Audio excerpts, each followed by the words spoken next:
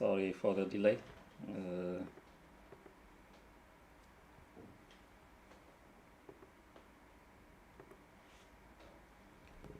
ጎይታና መስገነው ስለዚህ ጊዜ ብዛዕባ ናይ መንፈስ ቅዱስ መንነት ናይ መንፈስ ቅዱስ ትምህርቲ ኢና ንመሃር ዘለና ጎይታ ረዲእና I hope ጽቡቅ ይህነት ከም ዘሎ ተስፋ ገብር እግዚአብሔር ይመስገን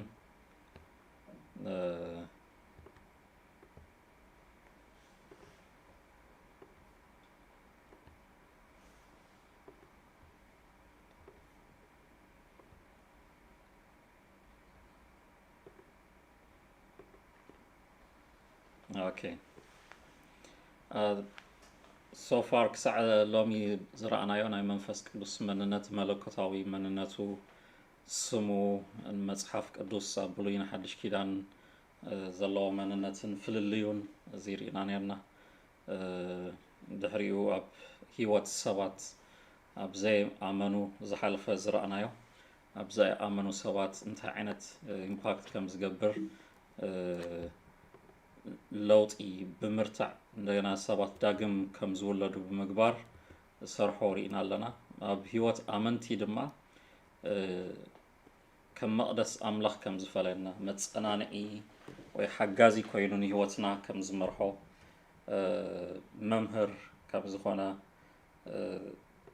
እዚ ሪኢና ነርና መራሒ ጋይድ ናይ ህይወት መሪሕነት ካብ መንፈስ ቅዱስ ከም ንቕበል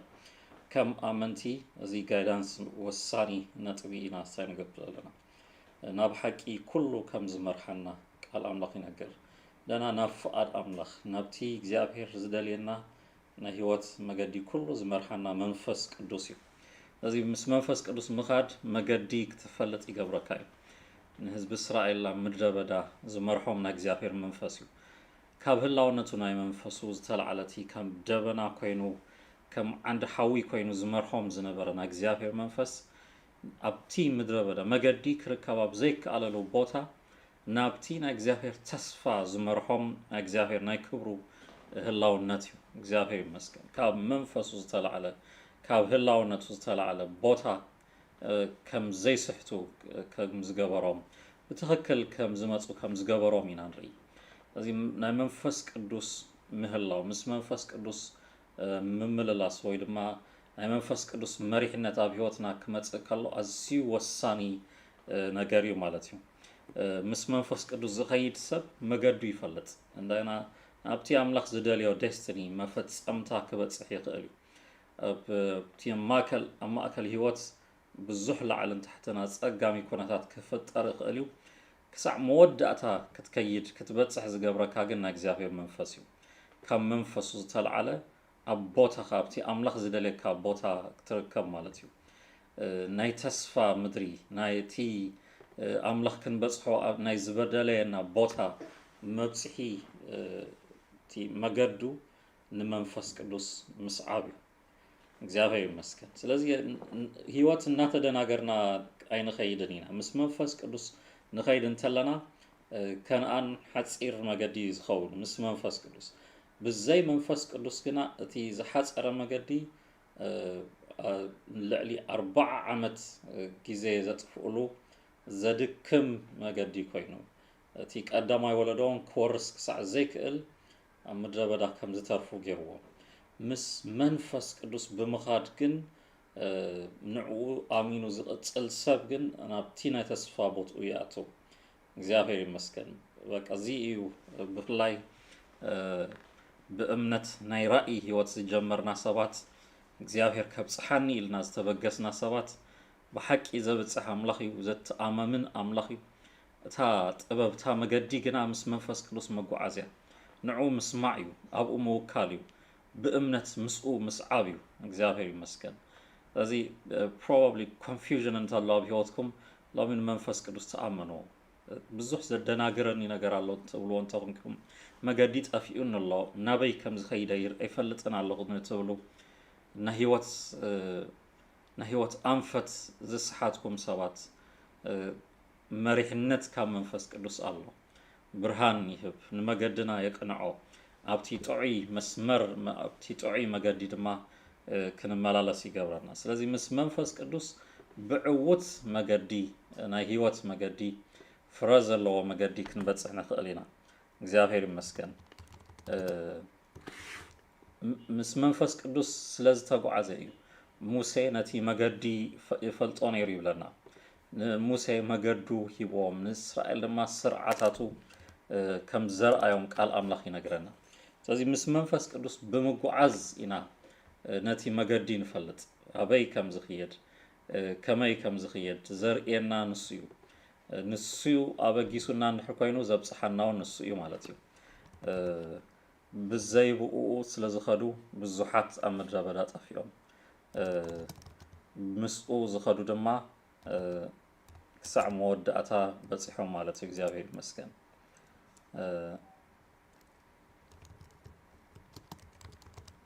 ኦኬ እታ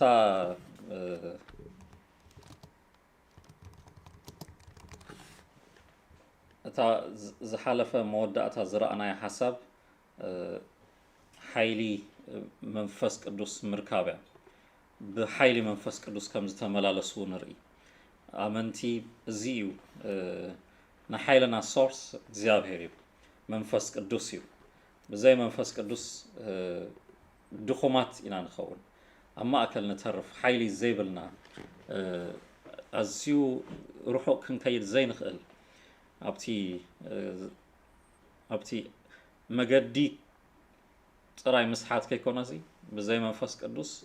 ክትበጽሕ ትኽእለሉ ዓቕሚውን ኣይህልወካን ክእለት ኣይህልወካን ኢነርጂ ትደሊ ድሌት ጥራይ ኮይኑ ይተርፍ መንፈስ ቅዱስ ግን ካብ ምድላይ ሓሊፉ ክንበጽሕ ዝኽእል ሓይሊ ይህበና እዩ እግዚአብሔር ይመስገን ዝኽእል ሓይሊ መለኮታዊ ዝኾነ ሓይሊ መንፈስ ቅዱስ የበርትዕ ታ ናይ ኢየሱስ ክርስቶስ ታ ዝሃበና ተልእኾ ንሱ ምስ ወረደ ሓይሊ ክትቅበሉ ኢኹም ኢሉና ኣብ ኢየሩሳሌም ኣብ ይሁዳ ሰማርያ ክሳዕ ወሰን ምድሪ ምስክር ክትኮኑን ኢኹም በሎም ኢለና ካብ ኢየሩሳሌም ኣውፂኡ ክሳዕ ወሰን ምድሪ ዘብጽሕ ናይ መንፈስ ቅዱስ ሓይሊ እዩ ነፍስ ወከፍና ክንቀሳቕሰና ዝኽእል እዚ ሓይሊ ነቲ ሚሽን ነቲ ተልእኾኻ ከይሰሓትካ ክትበጽሖ ናብ ዝግባእካ ቦታ ኩሉ ክትበጽሕ ይገብረካ እዩ እግዚአብሔር ይመስገን ብመንፈስ ቅዱስ ሓይሊ ምስ መንፈስ ቅዱስ ብምጓዓዝ ነቲ ኣምላኽ ዝደልየና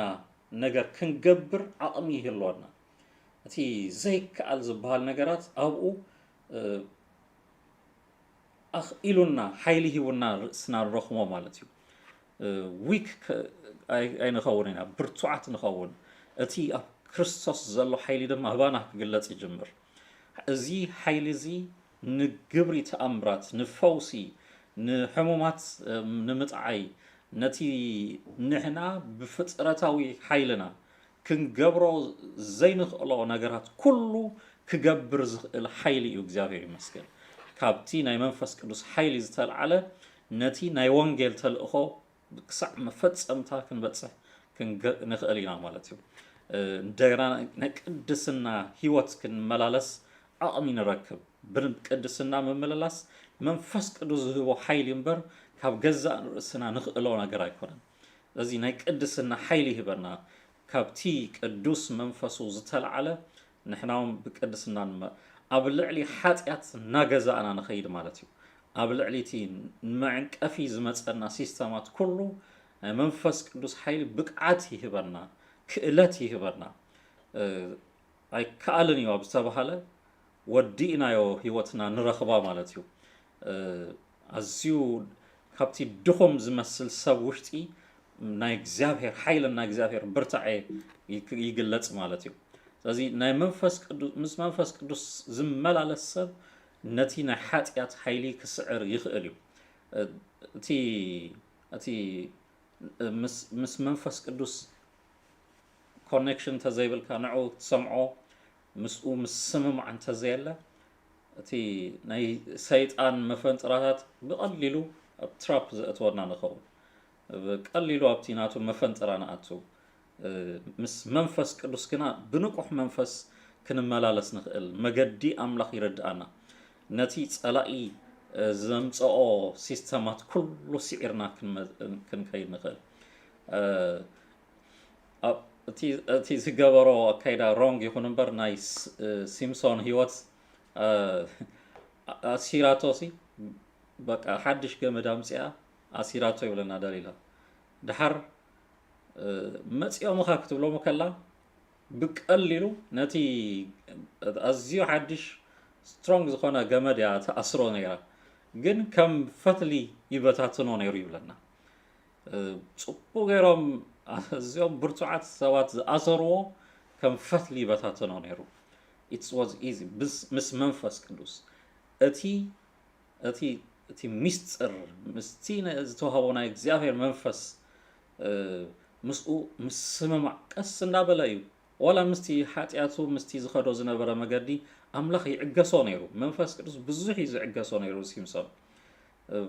ኢማጂን ኢት ኣብቲ ሓጢያት ዘለዎ ርክሰት ዘለዎ ሂወት እዩ ዝመላለስ ዘሎ ኣብኡ ግን መንፈስ ኣምላኽ ይዕገሶ ነይሩ ነዚ ሰብ ክጥቀመሉ ብዙሕ ደጋጊሙ ብዙሕ ዕድል ይዝህቦ ነይሩ ኣብቲ ድኻም ኣብ ዘለዎ እዋን እውን እቲ ጸጋ ዝኽእል ጸጋ ብልዕሊኡ ነይሩ ነቲ ጸጋ ንፈትሊ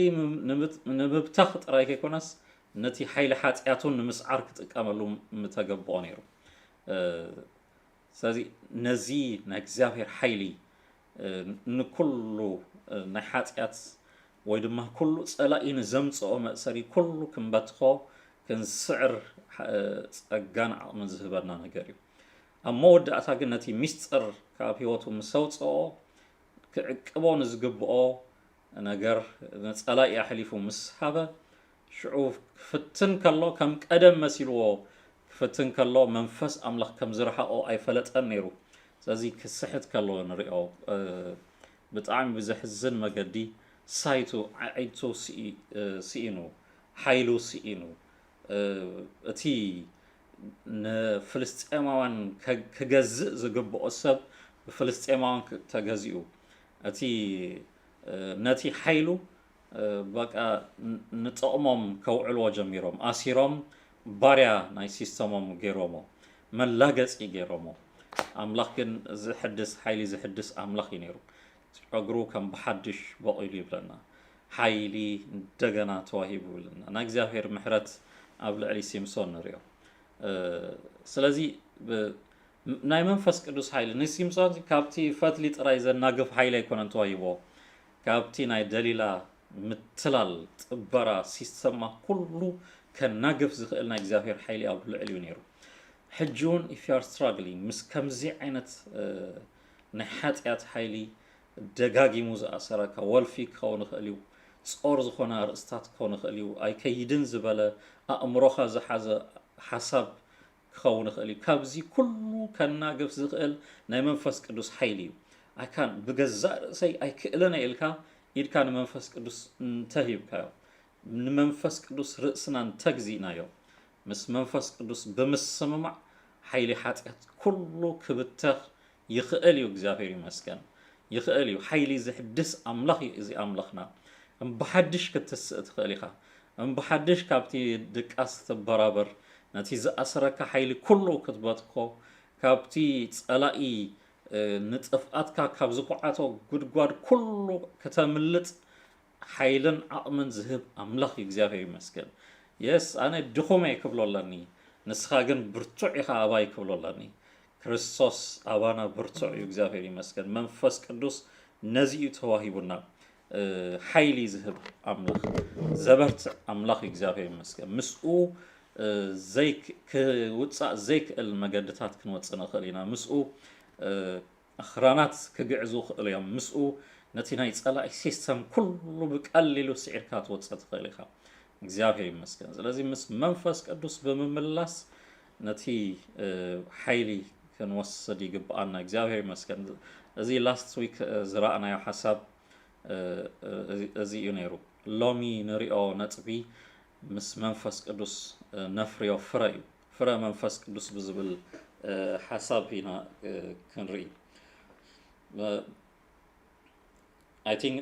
ንመንፈስ ቅዱስ ብዝፈለጥናዮ መጠን ካብ ቋንቋታት ምዝራብ ዝሓለፈ ከም ዝኾነ እንዳተረዳእና ይኸይድ ከም ዘሎ ተስፋ ግብር ቢዮንድ ነቲ ትንቢት ካብ ምዝራብ ዝሓለፈ ካብ ፈውሲ እዚ ንብሎ ምልክታት ዝሓለፈ just ኣብ ሓንቲ ኮምፖነንት ክንኣስሮ ዘይግባአና ዓብይ ኣምላኽ እዩ ፈጣሪ እዩ ንኩሉ ዝሓዘ ኣምላኽ እዩ እግዚአብሔር ይመስገን እታ መንግስቲ ናቱ እያ ኣብቲ ናይ መንፈስ ቅዱስ መንግስቲ ኣብቲ ትሕቲ ኣምላኽነቱ ከም ዘለና ጽቡቕ ገይሩ ክርዳእና ይግባእ እግዚአብሔር ይመስገን እዚ ምስኡ ኮኔክት ምዃን ናይ ህይወት መገዲ ኩሉ ክንፈልጥ ክንሕዞ ይገብረና እዩ እዚ ምስኡ ብምስምማዕ ዝበለጸ ዕውት ብዝኾነ መገዲ ክንከይድ ንኽእል ኢና ስለዚ እዚ ፍረ መንፈስ ቅዱስ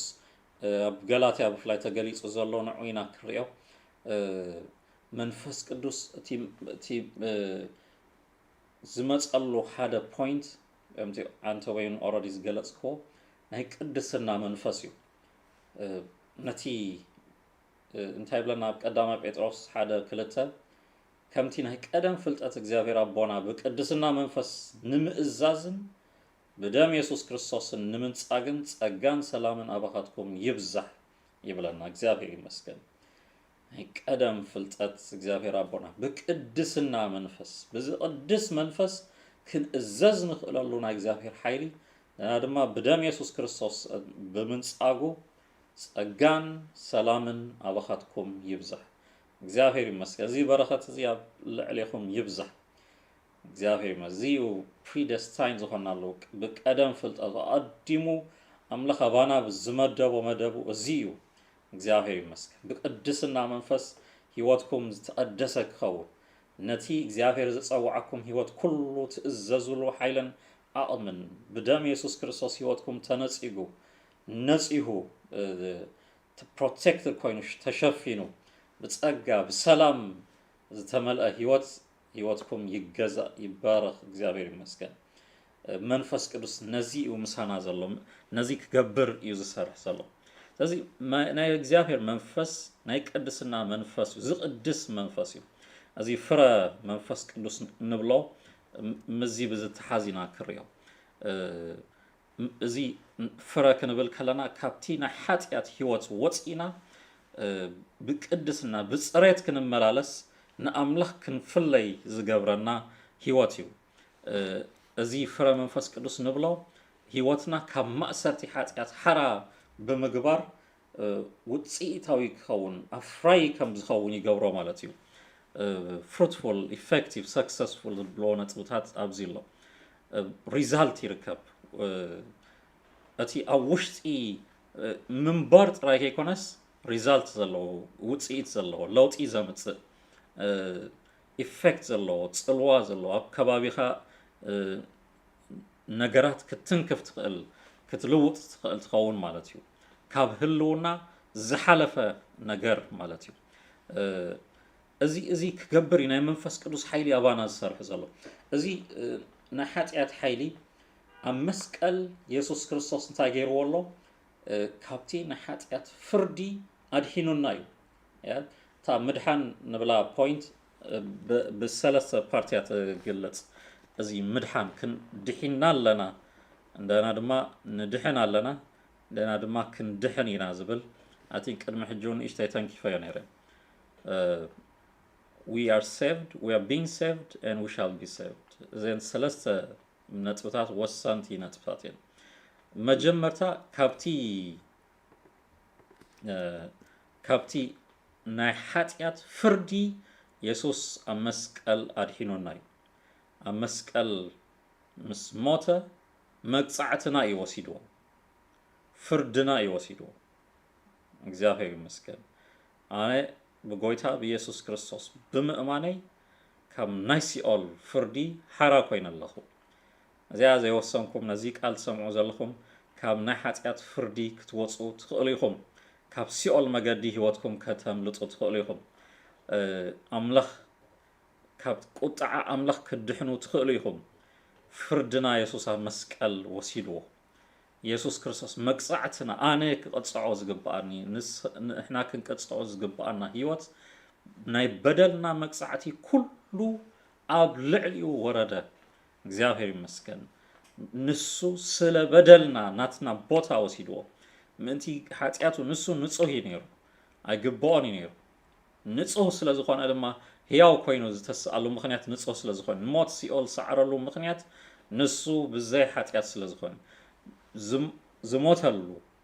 ዝተቐጽዓሉ እቲ ከም ገበነኛ ዝተቆጸረሉ ምኽንያት ናትና ኃጢአት እዩ ከምኡ ገይርዎ ኃጢአትና ፍርዲ ኩሉ ቁጣዕ ኣምላኽ ኣብ ልዕሊኡ ወረደ እዩ ዝብለና ስለዚ ኢየሱስ እንታይ ገይሩሎ ካብ ናይ ኃጢአት ፍርዲ ኣድሒኑልና ኣሎ ኣብ ካልኣይ ምጽኣት ኢየሱስ ክርስቶስ ክመጽእ ከሎ ንኣመንቲ ብኡ ንዝኣመኑ ማዕረቶም ዘይኣመንዎ ኣብቲ ናይ ዙፋን ፍርዲ ኣይፈርዶምን እዩ ክንፍረድ ኢየሱስ ዳግም ምስ መጸ ክንፍረድ ኣብቲ ዙፋኑ ኣይንቀርብን ኢና ንሕና ምስቶም ዝፈርዱ ኢና ደው ንብል ምስቶም ነቶም ዝወደቑ መላእኽቲ ከም ትፈርዱ ኣይትፈልጡን ዲኹም ዝብለና ክንፈርድ ኢና ኣብ ቅድሚ ጎይታ ደው ክንብል ንጸላእቱ ኩሎም ንዓመፀኛታት ኩሎም ምስኡ ክንፈርድ እዚ እዩ ናይ ምድሓና ነጥቢ ሕጂ ድሒና ኣለኹ ኢልና ናይ ሓደ ቸርች ኣባል ምኾን ናይ ሃይማኖት ለውጢ ኣይኮናን ጌርና እቲ ለውጥና ሲኦል ክትከይድ ዝግብኣ ነፍስና ኣብ መንግስተ ሰማይ ሰጊራ ክትፍረድ ዝግብኣ ህይወትና ፍርድና ወሲዱ ሓራ ገይሩና እዚ ድማ ማንም ካልእ ክገብረልና ዘይክእሎ ብክርስቶስ ጥራይ ብምእማን ዝርከብ ህይወት እዩ ነዚ ሓቂ እዚ ኣብ ህይወትና ዘብርሆ መንፈስ ቅዱስ እዩ መንፈስ ቅዱስ ካብቲ ናይ ኃጢአት ኩናኔ ፍርዲ ሓራ ከም ዝኾና መቅጻዕትና ብክርስቶስ ከም ዝተወሰደ ነዚ ብርሃን እዚ ኣብ ልብና ይብርሆ ብዙሕ ሰብ ኣምላኽ በቃ of course እንተዘይ ኣሚንካ እንተዘይ ድሒንካ ኩሉ ሻዕቲ ክሲ እቲ ናይ ኃጢአት ፍርዲ ኣብ ህይወትካ ስምዓካ ክእል ጎይታ ብኢየሱስ ክርስቶስ ዝኣመነ ሰብ ግና ካብዚ ናይ ኃጢአት ፍርዲ ሓራ ከም ዝኾነ ክፈልጥ ይግባእ እዩ እግዚአብሔር ይመስገን ሓራ ኮይኑ ክመላለስ ኣለዎ ነዚ ኢየሱስ ፍርደይ ወሲድዎ ኣሎ ናይ በደለይ መቅጻዕቲ ወሲድዎ ኣሎ ኢለ ብርግጽ ኣብ ዝኾነ ህይወት ክመላለስ ይግባእኒ እቲ ካልኣይ ካብ ሓይሊ ኃጢአት የድሕነና ኣሎ እዚ ሕጂ ዝኸውን ማለት እዩ in the past ኣብ ዝሓለፈ ካብቲ ፍርዲ ካብ መቅጻዕቲ ዋጋ ዓስቢ ኃጢአት ሞት ኢሉና ሞትና ወሲድዎ ኣሎ ሕጂ ግን ኃጢአት የብለይ እንታይ ኢለ ኃጢአት የብለይ ዝብል ንሱ ሓሳዊ ዝብል ቃል ኣምላኽ ካብቲ ሓይሊ ኃጢአት ግና ሕጂ እናነጻሕና ኢና ንኸይድ ብቅድስና ብምምልላስ ሕጂ እቲ ናይ ምድሓን ፕሮሰስ ናብ ፍጽምና ምዕባይ ኢና ንብሎ እቲ ሳንቲፊኬሽን ይብሎ እንግሊሽ እናቀደሰና ብቅድስና ምምላስ እቲ ኣብ መስቀል ዝተወድአና ኢየሱስ ክርስቶስ ዕዮ ኣባና ዝግለጸሉ መገዲ ክርስቶስ ኣባና ክነብር ንፍቐደሉ ህይወት ፍቓድናግዚእና ምስኡ ንመላለሰሉ ህይወት ሓይሊ ኃጢአት ኣባና ከይስልጥን ንክርስቶስ ክርስቶስ ኣባና ክግለጽ ምፍቃድ ማለት እግዚአብሔር ይመስገን ካብ እዚ ናይ ኣማኒ ቻሌንጅ ሕጂ በዚ እዋን እዚ ካብቲ ናይ ኃጢአት ፍርዲ ብእምነት ኢና ሓራ ንኸውን ካብዚ ሓይሊ ኃጢአት ድማ ሕጁም ህይወትና ቀጻሊ ንኢየሱስ ክርስቶስ ብምሃብ ብምውፋይ ኢድካ ብምሃብ ሰሬንደሪኛ ኢድካ ብምሃብ ቀጻሊ ንሱ ጥራይ ኣብዚ ስጋ ክነብር መንፈስ ቅዱስ ክቋጸረካ ፍቓድካ ናግዛእካ ትነብረሉ ህይወት እዩ ኣብ ነፍስ ወከፍና ህይወት ውግእ ስትራግል ኩሉ ኢየሱስ ክግለጽ ክብሩ ክገልጽ ሓይሉ ክገልጽ እዚ ምፍቃድ እዩ ስለዚ ካብቲ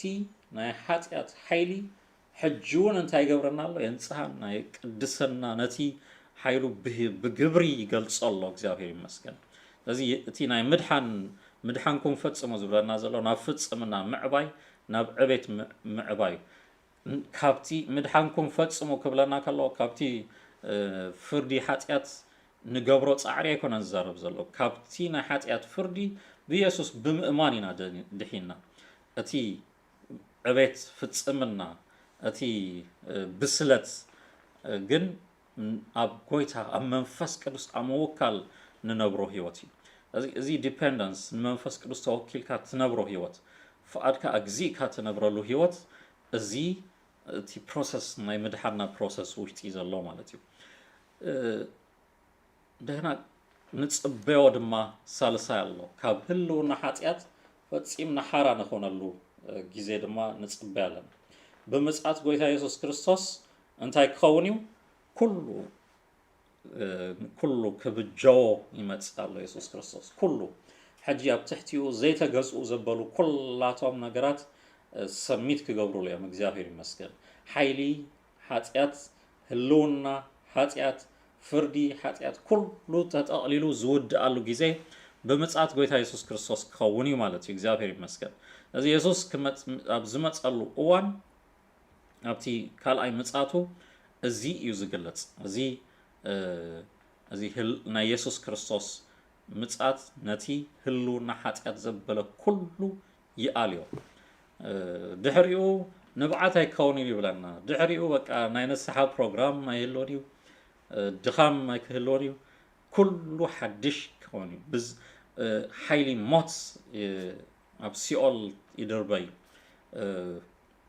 ሰይጣን ባዕሉ ብሓጢኣት ዕድል ዝረክብ ዝነበረ ሰይጣን ባዕሉ ኣብቲ ቃላይ ሓዊ ይድርበይ ይብለና ኩሉ ሞትን ሲኦልን ኣብቲ ሓዊ ከም ዝድርበዩ ይነግረና ካብ ህልውና ሓጢኣት ሓራ ንኸውን ፍጥረት ኩሉ ኣብ ሓደ ይጠቕለል ፍጥረት ኩሉ ኣብ ትሕቲ ኣምላኽ ኣብ ትሕቲ ተበጃዊኡ ይኣቱ እግዚአብሔር ይመስገን ኢየሱስ ክርስቶስ ኣብ መስቀል ዝሞተሉ ምኽንያት ንዓይን ንዓኹም ጥራይ ይኮነስ ንፍጥረት ኩሉ ናብቲ ብሓደ ክጠቕለል ኣብ ትሕቲ ኣምላኽ ክግዛእ እዩ እዚ ብመንፈስ ቅዱስ እቲ ኢየሱስ ኣብ መስቀል ዝሰርሖ ስራሕ ብመንፈስ ቅዱስ ኣብ ህይወትና ህያው ዝገብረሉ ፕሮሰስ እዩ ኢየሱስ መቅፃዕትና ከም ዝወሰዶ ወንጌል ክንገር ከሎ እቲ ዝሓለፈ ዝረኣናዮ እቲ ርትዒ ብመንፈስ ቅዱስ ይመጽእ ድሓር ድሒና ከለኹ ጎይታ ተቐቢለ ከለኹ ኣብ ውሽጠይን ዘሎ ጣዕሳ ፍርዲ ኣይድሓንኩን ንምንታይ እዚ ሓጢኣት ገይረ ኢለ ዝጣዓሰሉ ህይወት ኮንቲኒየስሊ እቲ ኣብ ኣእምሮይ ዘሎ ክሲ ውሉድ ኣምላኽ ዲ ኣይኮንኩን ኢሉ ዝጠራጠረሉ ህይወት መንፈስ ቅዱስ እንታይ ገብሮ ውሉድ ኣምላኽ ኢኻ ኢሉ ኣብ ውሽጠይ ይምስክር ማለት እዩ ኣብ ልብና ይምስክር መንነትና ክንፈልጥ ይገብረና ድሓር ኣብዚ ፕሮሰስ ወሲኹን እንታይ ይገብር ነቲ ዝቃለሰና ናይ ሓጢኣት ሓይሊ ክንስዕሮ ንቃሉ ንጥበቡ ንሓይሉ ንፀጉኡ ኣባና የፍስሶ ብመንፈስ ቅዱስ ሓይሊ ነቲ ናይ ቅድስና ህይወት ናይ ጽድቂ ህይወት ብግብሪ ክንመላለሶ ዓቕሚ ንረክብ ድሓር ነቲ ምጽኣት ጎይታ ኢየሱስ ክርስቶስ ድማ ክንጽበይ ብቅድስና ብትዕግስቲ ብእምነት ኣብ ቦታና ኮይና ክንጽበይ እንታይ ገብረና ኩሉ ሻዕ ድልዋት ይገብረና ምስ መፀ ዘይንሓፍር ኣብ ቅድሚኡ እሙናት ኮይና ክንጽበዮ ብቁዓት ዝገብረና ናይ እግዚአብሔር መንፈስ እዩ እግዚአብሔር ይመስገን ሚሽንና ተልእኾና እናፈጸምና ነፍሳት ንሰባት ኩሎም ናብ መገዲ ምድሓን ናብ ዚብርሃን እናረኣና ብኣሳይመንትና ክንፍጽም እዚ መንፈስ ቅዱስ ኣባና ኮይኑ ነዚ ይሰርሖ ማለት እዩ ስለዚ ካብዚ ናይ ሓጢኣት ሓይሊ ናይ ሓጢኣት ህልውና ካብዚ ፕሮሰስ ኩሉ ንወፀሉ መገዲ ናይ መንፈስ ቅዱስ ሓይሊ እግዚአብሔር ይመስገን እዚ ፕሮሰስ ነዚ ፍረ ንብሎ ነጥቢ ናይ ባህሪ ለውጢ ማለት እዩ እግዚአብሔር ይመስገን ውፅኢት ኣብ ውሽጥና ናይ ባህሪ ናይ ኣተሓሳስባ መንፈስ ቅዱስ ኮንትሮል ዝገብሮ ሰብ ብመንፈስ ቅዱስ ዝተገዝአ ኣእምሮ እንታይ ገብር ጅምር እቲ ባህርያቱ ይለወጥ እዚ ናይ ባህሪ ለውጢ ፍረ መንፈስ ቅዱስ ኢና ንሪኦ ነጥቢ ንሱ እዩ ማለት እዩ ንመንፈስ ቅዱስ ሰሚት ዝገበረ መንነት ንመንፈስ ቅዱስ ተገዝአ መንነትና እንታይ ገብር ፍረ የፍሪ ሪዛልት የለዎ ብባህርያትና ናይ ባህሪ ለውጢ ነምጽእ ማለት እዩ እቲ ኢምፓክት መንፈስ ቅዱስ ኣብ ውሽጥና ኮይኑ ነቲ ኣተሓሳስባና እዩ ቻሌንጅ ዝገብሮ ነቲ ኣተሓሳስባና እዩ ንዑ ክግዛእ ይገብሮ ነቲ ኣእምሮና ዘሎ ዕርድታት ኩሉ ኣተሓሳስባና ኩሉ መንፈስ ቅዱስ ከም ዝእዘዝ ንቃሉ ከም ዝእዘዝ ንክርስቶስ ክመስል ከም ዝግብኦ መንፈስ ቅዱስ ቀጻሊ እንታይ ይገብር ይኩሕኩሕ ማለት ቀጻሊ ይምህረና ይረትዕ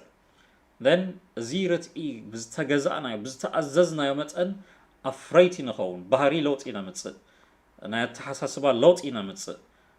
ንጸላኢ ዕድል ዝህብ ኣእምሮ ኣይክህልወናን እዩ ቦታ ይህልዎን ኣብ ባህርያትና ክርስቶስ ክግለጽ ይጅምር ማለት እዩ እዚ ፍረ ዘይብላ ኦም probably ውሽጣ ህይወት ከህልዋ ክእል እዩ ያ ፍረ ተለዋ ሓንቲ ኦም እንዳቐጸለት ክትከይድ ናይ ህይወት ናይ ኤግዚስተንስ ምኽንያቱ እንታይ እዩ እቲ ፍረ እዩ ስለዚ ናይ ክርስቲያኑን ናይ ህያውነቱ ምልክት መንፈሳዊ ፍረ እዩ ፍረ መንፈስ ዘይነፍሪ እንድሕር ኮይና ኣብቲ ናይ ባህሪ ለውጢ እንተዘይብልና ዲሒና ኣለኹ እናበልና ስቲል ባርያ ንሓጢኣት እንደገና ንሓጢኣት ድማ ብኢንጆይመንት ኣብቲ ሓጢኣት ውሽጢ ንነብር እንተለና questionable እዩ are we alive ህያው ዲና ምስቲ ህያው ዝኾነ ጉንዲ ምስ ክርስቶስ ተጣቢቕና ዲና ዝብል ኮኔክትድ ዲና ዝብል ሕቶ እዩ ዘምፅእ ማለት እዩ ስለዚ ክነፍሪ ናይ ግድን እዩ ክነፍሪ ፍቓድ ኣምላኽ እዩ ብፍረ ክንመላለስ ይግባአና እዩ ዕላማ ኣምላኽ እዩ ክነፍሪ ዮሃንስ 15:8 እዚ እዩ ንኣቦ ዘኽብሮ ኣምላኽ ዝኸብረሉ ነጥቢ ንሕና ፍረ ብምፍራይና እዩ ሪዛልት ክህሉ ይደሊ ኣምላኽና ኣብ ህይወትና ናይ ባህሪ ለውጢ ክነምፅእ ይደልየና እዩ እዚ ናይ እግዚኣብሔር ፍቓድ እዩ እዚ ናይ እግዚኣብሔር መደብ እዩ ኦፍ ኮርስ ሰባት ከም ናይ መናፍስቲ ኣማጋነንቲ ክሓራብ ክኾኑ ፍሉይ ናይ መንፈስ ቅዱስ ምግላጻት ኣብ ህይወትና ክረኣይ ብዙሕ ናይ መንፈስ ቅዱስ ስራሕ ክስራሕ እዚ ይግባእ እዩ ናይ እግዚኣብሔር ኣቦ ክብሪ ግን ንሕና ንዕኡ ንመስለሉ ባህርያትና ናብ ምስሊ ክርስቶስ ዝልወጠሉ ህይወት ውሽጢ ክንኣቱ እዩ ኣብ ማቴዎስ 7 እውን ብፍረና ከም ንልለይ እዚ ነጥቢ ይነግረና ብፍረኹም ከለሊኹም እዮም ይብለና መለለይ ነጥብና እዩ ናይ መንነትና ነጥብ መለለይ መን ከም ዝኾንና ዝፍለጠሉ መገዲ እቲ ፍረ መንፈስ ብመንፈስ ቅዱስ ዝኾነ ፍረ ሪዛልት ክነውፅእ ከለና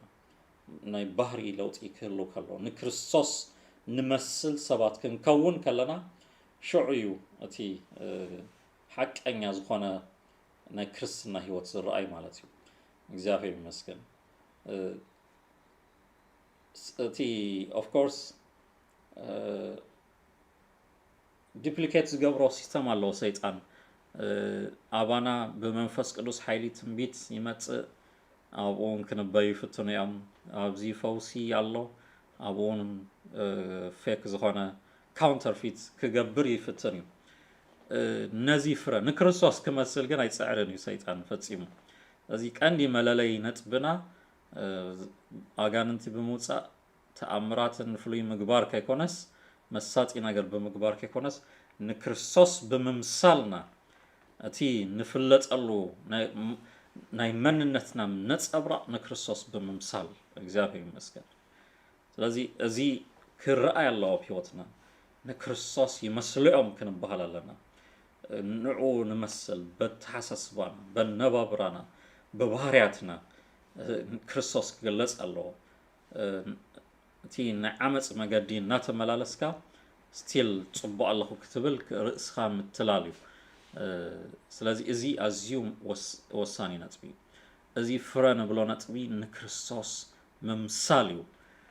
ናይ ኢየሱስ ክርስቶስ ምስሊ ናይ ኢየሱስ ክርስቶስ ባህሪ ኣባና ክግለጽ ከሎ መንፈስ ቅዱስ ጥራይ ድማ ነዚ ዲዛይን ኣባና ዝቀርጾ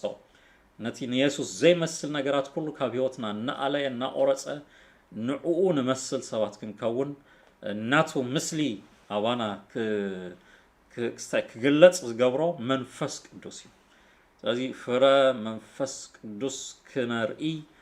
ድሌት ኣምላኽ እዩ እግዚአብሔር ይመስገን እዚ ምስ መንፈስ ቅዱስ ኮኔክት ምዃን ንመንፈስ ቅዱስ ንመስል ሰባት ኮይና ክንመላለስ ንክርስቶስ ንመስል ሰባት ኮይና ንመላለስ እዚ ዝተጸዋዕናሉ ህይወት እዩ ንምስሊ ወዱ ምእንቲ ክንመስል ነዚ ዝገብር ኣሰልጣኒና መንፈስ ቅዱስ እዩ ንክርስቶስ ዘኽብሮ ኣብ ህይወትና ንክርስቶስ ዝገልጾ ናይ ኢየሱስ ባህሪ ኣባና ክግለጽ ዝገብሮ ኢየሱስ ዘይመስል ነገራት ኩሉ ካብ ህይወትና ዝኣልዮ መንፈስ ቅዱስ ምስ መንፈስ ቅዱስ ኮኔክት ዝኾነ ሰብ እቲ ባህርያቱን ክርስቶስ ዝመስለሉ ህይወት ውሽጢ ይመላለስ ማለት እዩ እዚ ምስኡ ምምላስና ምስ መንፈስ ቅዱስ ሕብረት ክህሉ ከሎ ኢየሱስ ዝመስል ባህሪ ድማ ህይወትና ክርከብ ይጀምር ማለት እዩ እግዚአብሔር ይመስገን እዚ ኣዝዩ ወሳኒ ነጥቢ ማለት እዩ እነዚህ ፍረ ዝብል ነጥቢ ክገልጾ ከሎ ቃል ኣምላኽ እተን 9 ፍረ መንፈስ ቅዱስ ኢሉ ዝገልጸና ኣብ ገላትያ 5 ንሱ ክነንብቦ ኢና እሞ ገላትያ ምዕራፍ 5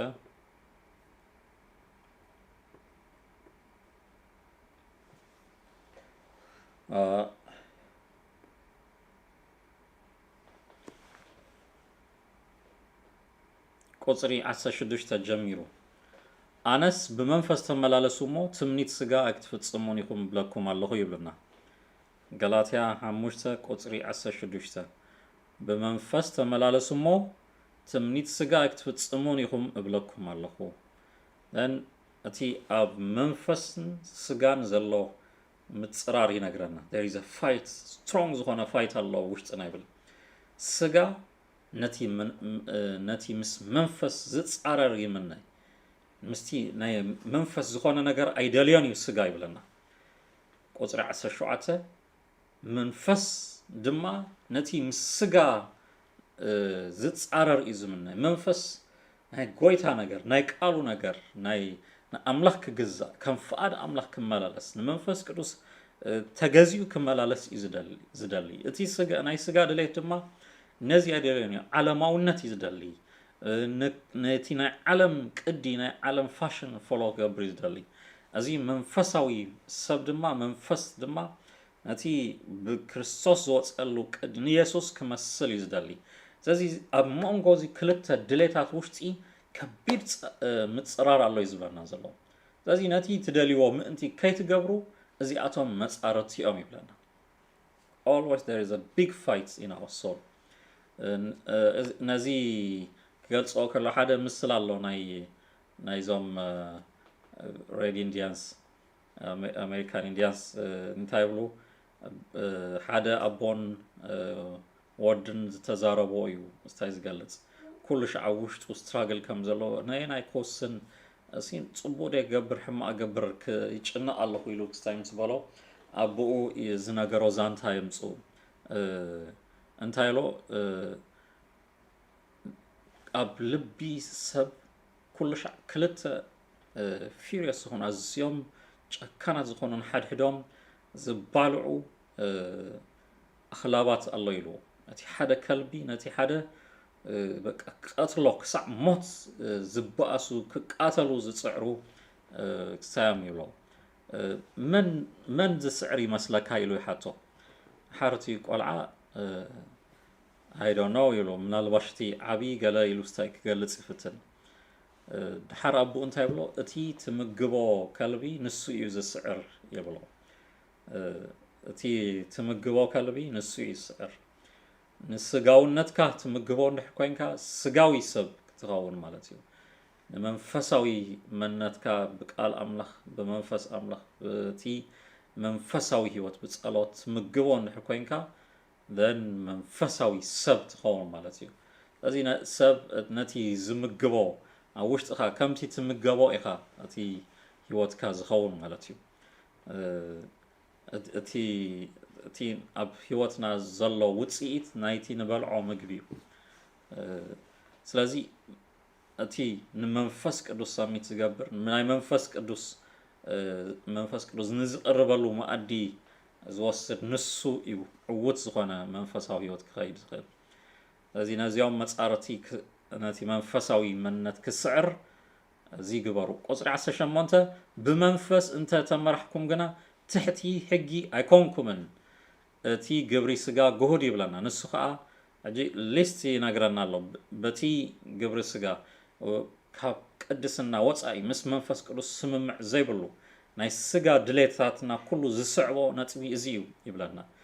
ምንዝር ርኽሰት ዕብዳን ኣምልኾ ጣዖት ጥንቆላ ጽልኢ ባእሲ ቅንኢ ቁጥዓ ሻራ ምፍልላይ ዝርግርግ ቅንኣት ቅትለት ስኽራን ጓይላ ከምዚ ዝመሰለ ካልእ እውን እዩ ይብለና እቶም ከምዚ ዝመሰለ ዝገብሩ ንመንግስቲ ኣምላኽ ከም ዘይወርስዋ ከምቲ ቀደም ዝበልኳ ኣዲመ ብለኩም ኣለኹ ይብሉ እዚ ባህሪ ናይ ስጋውነት እዩ ዓለማውነት እዩ ምስ መንፈስ ቅዱስ ዘይሰማማዕ ሰብ ነዚ ባህርያት እዩ ዝገለጽ ዝብል እዚ ፍሪኡ ድማ እቲ ሪዛልት እንታይ እዩ መንግስቲ ኣምላኽ ኣይወርስን ይብለና ስለዚ ምስ መንፈስ ቅዱስ ምስ ስምማዕ እና ድማ በቲ መንፈሳዊ ሰብ ከም ቃል ኣምላኽ ዝምራሕ ሰብ እንታይ ክኸውን እዩ ካብዚ ናይ ሕጊ ዝኽልከሎ ዘበለ ኩሉ ሓራ ኮይኑ ትሕቲ ሕጊ ከይኮነስ ብመንፈስ ብጸጋ እናሰዓረ ክኸይድ ይኽእል እዩ ማለት እዩ ዳይን ቁፅሪ 22 እዚኣ እታ ፖይንት ሎሚ ንሪኣ እቲ ፍረ መንፈስ ግና ኢሉና when you submit to Holy Spirit ተምጽኦ ንመንፈስ ቅዱስ ዝተገዝአ ሰብ ዘርእዮ ባህሪ ፍረ ግና እንታይ ኢሉና ፍቕሪ ሓጎስ ዕርቂ ዓቕሊ ለውሃት ሕያውነት እምነት ህድኣት ይኣኽለኒ ምባል ኢሉና ነዚ ከምዚ ዝመሰለ ዝጻረሮ ሕጊ የልቦን ይብለና ዝጻረሮ ሕጊ የልቦን እቶም ናይ ክርስቶስ ዘበሉ ከዓ ነቲ ስግኦም ምስ ናይ ፍትወቱን ትምኒቱን ሰቂሎሞ እዮም እግዚአብሔር ይመስገን ሰቂሎም በቃ ምስ ክርስቶስ ብምሕባሮም ነዚ ናይ ስጋዊ ትምኒቶም ኩሉ ብምክሓድ ምስ ኢየሱስ ብምሕባር ሕብረቶም ምስ ክርስቶስ ብምግባር ነቲ ፍትወትን ትምኒትን ናይ ስጋ ኣይንእዘዝን ኢና ብምባሎም እንታይ ገይሮም ኣለዉ እቲ ናይ ስጋ ድሌት ኩሉ ስዒሮም እዮም ሰቂሎም እዮም ናይ ክርስቶስ እንድሕር ኮንካ ኣብ ልዕሊ እዚ ናይ ሓጢኣት ባህርያት ኩሉ ስዒርካ ትመላለስ ማለት እዩ እግዚአብሔር ይመስገን እዚ ናይ ኢየሱስ ዝብል ኮንፊደንስ ኣብ ህይወትና ክፍጠር ኣሎ ኣይእዘዝን ነቲ ስጋዊ ትምኒት ክንብል ኣለና ነቲ ስጋዊ ድሌታት ዝእዘዝ ባህሪ ኣይደልዮነ ክንብል ኣለና ዲስኮኔክት ምግባር ድሊ ምክሓድ ድሊ ነቲ ስምዒት ኣብ ልዕሊኻ ክመጽእ ከሎ እቲ ሓሳብ ኣእምሮኻ ክገዝእ ክመጽእ ከሎ ኖ ክትብል ኣለካ ኣይእዘዞነ ኣነ ንመንፈስ ኣምላኽ እየ ዝእዘዝ ንመንፈስ ቅዱስ ሰሚት ገይረ ኣለኹ ንክርስቶስ እየ ዝግዛእ ክትብል ኣለካ ደን እቲ ምስ መንፈስ ቅዱስ ምስ ስምማዕ ነዚ ሪዛልት የምጽኦ ይብለና እግዚአብሔር ይመስገን እዚ ፍረ ንብሎ እቲ ነቲ ግብሪ ስጋ ኢሉ ሊስት ይገብረና ብዙሕ ሊስት ዝገብሮ እዚ ግን ዋን ፓኬጅ እታ ቃል ረኣይዋ ፍረ መንፈስ ግና እዩ ፍረታት ኣይኮነን ኢት ዋን ፓኬጅ ሓደ እዩ ሓደ ፍረ ስለዚ ንመንፈስ ቅዱስ ብምሓዝ ምስ መንፈስ ቅዱስ ሓደ ብምዃን ምስኡ ሕብረት ብምግባር ዝግለጽ ሪዛልት እዩ ማለት እዩ እግዚአብሔር ይመስገን ስለዚ እቲ ኣብ ትሕቲ መንፈስ ቅዱስ ምእታው ነዚ ሪዛልት ኩሉ የምጽኦ ማለት እዩ ካልኣይ ድማ ጽቡቕ ጌርና ክንሕዞ ዝግባአና we don't struggle ነዚ ክነምጽእ ብጻዕሪ ኣይኮንናን ነምጽኦ ንሕና ስለዚ ጻዕርና ነፍርዮ ፍረ ኣይኮነን ንሕና ብእምነት ኣብ ኢየሱስ ክርስቶስ ብምውካልና ፍቓድና ድማ ንመንፈስ ቅዱስ ብምግዛእና ነምጽኦ ባህሪ እምበር ንሕና ገዛእ ርእስና ጽዒርና ንነብሮ ህይወት ኣይኮነን እዚ ፍረዚ ብመንፈስ ቅዱስ ተዋሂቡና ኣሎ ብእምነት ዝተቐበልና ህይወት እዩ ኣምላኽ ብጎይታ ብኢየሱስ ክርስቶስ ነዚ መንነት እዚ ኣብ ውሽጥና ክነፍሪ ንኽእለሉ ዓቕሚ ካብኡ እዩ ዝመጽእ እቲ ጸጋ ካብኡ እዩ ዝመጽእ እቲ ክእለት ካብኡ እዩ ዝመጽእ እቲ ሓይሊ ካብኡ እዩ ዝመጽእ ንሕና ብሓይልና ነምጽኦ ሪዛልት ኣይኮነን እዚ ንመንፈስ ቅዱስ ምውካል ከም ዝኾነ ክርዳእና ኣሎ then ንመንፈስ ቅዱስ ክትእዘዞ ከለኻ ኣውቶማቲክ እዚ ባህርያት ክግለጽ ይጅምር ማለት እዩ እቲ ቀዳማይ ዝገልጾ እቲ ፍቕሪ ዝብሎ ነጥብ እዩ ኣብ ላዕሊ እንተሪእኩሞ እቲ ብስጋ ዝመላለሱ ኢሉ ሊስት ዝገብሮ ባህርያት ኣሎ እቲ ምንዝር ይብለና ምሽ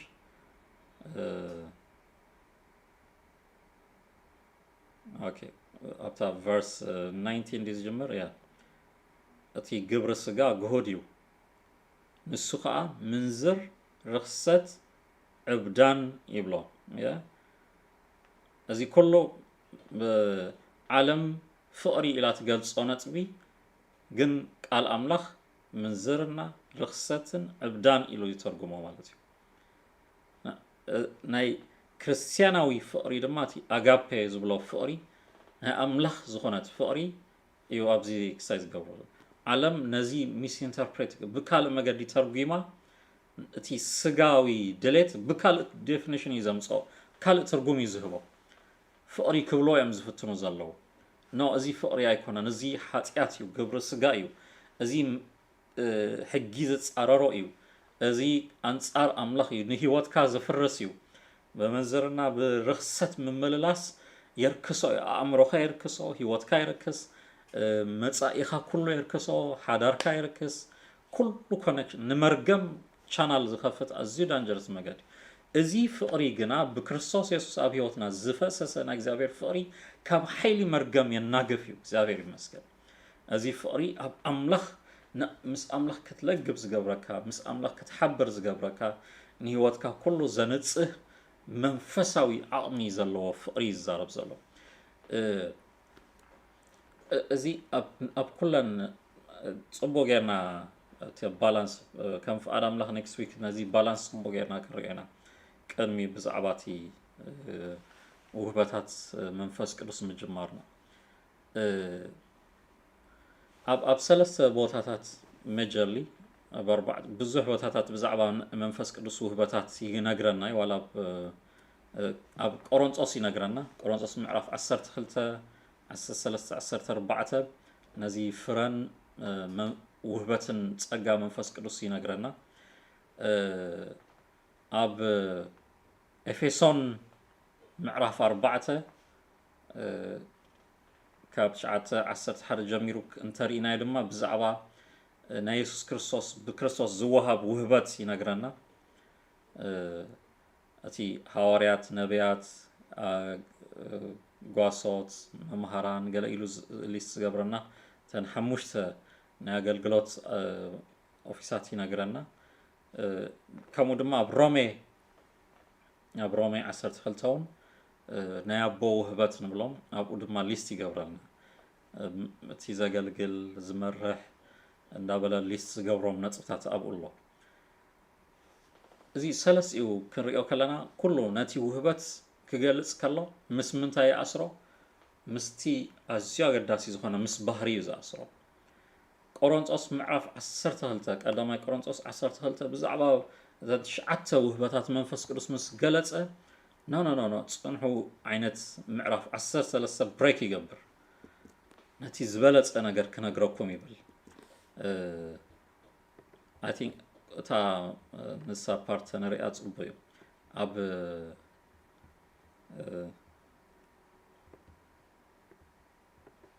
ኣብ ቆሮንጦስ 12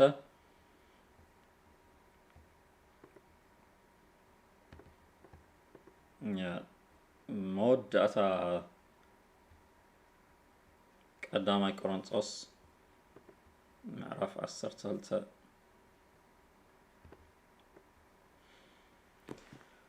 ነተን ዝዓበያ ውህበታት ደኣ ጻዓት ይብል ሕጂ ከዓ ዝበለጸ መገዲ ክሕብረኩም ይብልና ብዛዕባተን ትሽዓተ ውህበታት ጽቡቅ ገይሩ ሊስት ምስ ገበረ ነተን ዝዓበያ ውህበታት ደኣ ጻዓቱ ኣዝዩ ነቲ ኢምፖርታንት ኣዝዩ ኣገዳሲ ዝዓበያ ክብል ከሎ ምውድዳር ኣብ ማእከል እቲ ውህበታት ኣይኮነን ዝገብር ዘሎ ኣዝዩ ሞር ሪዛልት ከምፅእ ዝኽእል ኢፌክቲቭ ዝኾነ ኩሉ ከም ዝተዋሃቦ እዩ ዘገልግል ግን እቲ ጻዓትኩም ኣብቲ ኣዝዩ ኣገዳሲ ይኹን ኣተኩረኹም ኣብቲ ኣገዳሲ ይኹን እዩ ዝብል ኣሎ ግን ነቲ ዝበለጸ መገዲ ግና ክሕብረኩም ይብል ኦኬ 31 ኣላ ኣብ ቀዳማይ ቆሮንጦስ 12:31 ነተን ዝዓበያ ውህበታት ኣጻዓቱ ሕጂ ከዓ ዝበለጸ መገዲ ክሕብረኩም ኢሉ ምዕራፍ 13 ይጅምር ምዕራፍ 13 እቲ ምዕራፋት ንመጽናዕቲ ዝተኸፋፈለ እምበር ንሱ ክጽሕፎ ከሎ ከምዚ ቁጽሪ እናገበረ ኣይኮነን ጽሒፎ ሕጂ ነቲ ዝበለጸ ክነግረኩም ይብለና እቲ ዝበለጸ መገዲ እዚ እዩ ምዕራፍ 13 ናይ ፍቕሪ ምዕራፍ እዩ ዝበሃል ናብኡ ከነተኩር ይጽዋዓና ላቭ ቻፕተር ምዕራፍ 13 ካብ ቁጽሪ 1 ክሳብ 3 ፍቕሪ ማዕረ ክንደይ ኣገዳሲ ከም ዝኾነ ይነግረና it's most important ኣዝዩ ዝበለጸ ነገር እዩ ኢሉ ይገልጸና ካብ 1 ክሳብ 3 ልዕሊ ትንቢት ሚስጥራት ከም ምግላጽ እዚ ኩሉ እንተ ዝህልወኒ ብዘይ ፍቕሪ ግን it's meaningless ከንቱ እዩ ዝብለና ገንዘብ ንድኻታት ምሃብ ዝገርም ስጋይ ንምንዳድ ኣሕሊፈ እንተ ዝህብ ይብል ኦልሬዲ እኮ እዚ ነዲዱ ኣሎ ነዲዱ ሲ ሓሪሩ ከሎ ብዘይ ፍቕሪ ግና meaningless ከንቱ ይብለና ኣሎ ዋጋ ከፊልካ ከንቱ ምዃን ኣሎ እዩ ዝብለና ዘሎ ፍቕሪ ካብ ዘይትህልወኒ ሓንቲ እኳ ይጠቕመንን እዩ ተነቤ ፍቕሪ እንተዘይብለኒ ምንም ትርጉም የብሉን ኣኽራን ረኣዮ በቃ ብእምነት ነዚ ዓብይ ከረን በቃ እዚ እኮ ነቒልዎ ዝበሃል ሰብ ተዝኸው ነቒሉ በቃ ኣብቲ እኳ እዩ ጉሒፎ ነቲ ዓብይ ከረን ተዝበሃል ፍቕሪ እንተዘይብለይ ግን it's meaningless ከረን ምንቅስቓስ ትርጉም የብሉን እዩ ዝብለና ዘሎ እዚ ኩሉ ነቲ ከረን ምግዓዝ ኣይኮነን ትርጉም የብሉን ዝብሎ ዘሎ ትንቢት ትርጉም የብሉን ኣይኮነን ዝብል ዘሎ ንድኻታት ገንዘብ ምሃብ ኣይኮነን ትርጉም ዘይብሉ ዝብሎ ንስጋኻ ብዙሓት ብከምዚ እሞይቶም ኣገልግቶም ሐዋርያት ብዙሕ ዋጋ ከፊሎም እሞይቶም ክርስትና ድማ እዚ ኢሉ ቃል ኣምላኽ ጽቡቕ ገይሩ ተርጉሙ ይነግሩና ዘሎ ቋንቋታት ምዝራብ ኣይጠቅምን ኣይኮነን ዝብለና ዘሎ እንታይ ዝብል ዘሎ ብዘይ ፍቕሪ empty ባዶ እዩ ነቲ ቁም ነገር ስዒትኩም ኣለኹም እዩ ዝብለና ዘሎ እታ ቁጽሪ ምዕራፍ 12:31 ዘላ ክንርስዓ ይብልናን እቲ ዝበለጸ መገዲ ንኩሉ ብፍቕሪ ምግባር እቲ ሞቲቭ ሮንግ ዝገብሮ እቲ ተኣምር ምግባር ከይኮነስ ተኣምር ትገብረሉ ሞቲቭ እሱ ይወሳኒ ዝብለና ዘሎ ኣብነት ከርእየኩም ዮናስ ንነነዌ ከይዱ ከገልግል ከሎ ዝሰበኾም ኣንገር ነይሩ ብቁጣዕ ይሰብኮም ነይሩ ነነዌ ክትንቀል ክትግምፀሉ ኢኹም ሓዊ ከወርደኩም ይክጠፉ ኢኹም ሓጢአተኛታት ኢኹም ሕጂ እቲ ንሱ ብኣንገር ዝነግሮ ዘሎ እቲ ህዝቢ ቀጥቀጥ ክብል ገይርዎ ኣምላኽ ናይ ዮናስ ኩራ ተጠቂሙሉ እዩ ሾ እቲኦም ዓመፀኛታት ዝበሃሉ ሰባት ንስሓ ጀሚሮም ኣምላኽ ከጽፋኣና ኢሎም ፈርዮም ብድሕሪ ናይ ዮናስ ትንቢት ይንበይ ዘሎ ሓቀኛ ትንቢት ዘምጽእ ዘሎ but he lost it እቲ ሞቲቭ ግን ስዒትዎ እዚ ሰቢኹ እዚኣቶም ክጠፍኡ እዮም ኢሉ ሃዲሞ ወፂኡ ድሓር ኣብ ስትራቴጂክ ቦታ ከምዚ ከም ቲቪ ስክሪን ክሪኦም ላዕሊ ደይቡ ይጽበይ 1-2-3 መዓልቲ ይጽበይ ዝወርድ ሓዊ የለን ገለ የለን ሓሳዊ ነቢይ ኢሉ ድማ ኣይተጠራጠረን ፈሊጠካ ኣለኹ ብቐደሙ ንስኻ ምሕረተኛ ኣምላኽ ኢኻ እዚኣቶም ክጠፍኡ እዮም ነይርዎ ናብ እቲ ሞቲቭ ሮንግ ልቢ ኣምላኽ ዘይብሉ ፍቕሪ ዘይብሉ ነቲ ሓጢአተኛ ምሕረት ከምዝ ናይ እግዚአብሔር ሞቲቭ ፈጺሙ ስሒትዎ ማለት እዩ እግዚአብሔር ንሓጢአት እናፈረደ ምስቲ ነቲ ሓጢአተኛ ምስ ሓጢአቱ ፈጺሙ ከጽፍእ ከም ዝደሊ ዓይነት ስኢልዎ እግዚአብሔር ግን እቲ የማንን ጸጋሙን ዘይፈልጥ ህዝቢ ይርሕራሓሉ ይድንግጸሉ ኢሉ ከም ዝድንግ ንእግዚአብሔር ሞቲቭ እንታይ ከም ዝኾነ ይነግረና ስለዚ ክትነበይ ትኽእል ኢኻ ግን ሞቲቭካ ሮንግ ክኸውን ይኽእል እዩ ከምኡ ዝብለና ዘሎ ነነዌ ድሒኖም እዮም ነነዌ ካብ ፍርዲ ኣምላኽ ኣምሊጦም እዮም ዮናስ ግን ካብቲ ዘገልገሎ ኣገልግሎት I don't think እቲ መጽሓፉን ክንስሕ ኣይነግረናኒ ዝተመለሰ ይመስለኒ እዩ ከምኣ በታ ዝነበሮ ሞቲቭ እዩ እቲ ምዕራፍ መጽሓፍ ዝዕጸው ስለዚ ይስሕትዎ ኣሎ ማለት እዩ ጳውሎስ እንታይ ኢሉ ንካልኦት ኣገልጊለ ኣነ بعلي دربوي مأنتي كيكون نسجاي يسكع جزء إلو سميشن نرأسو كم زمهر يناقر باتي ناقر قلو أقللوت بقوان قواتات بفوت تنبيت باتي تأمرات تي فلتات كل آخرانات مزقعز بزي كل سوات كتك أمو خليهم كالوت كقلقلو خليهم نسخاقن زي تربحلو كون خلي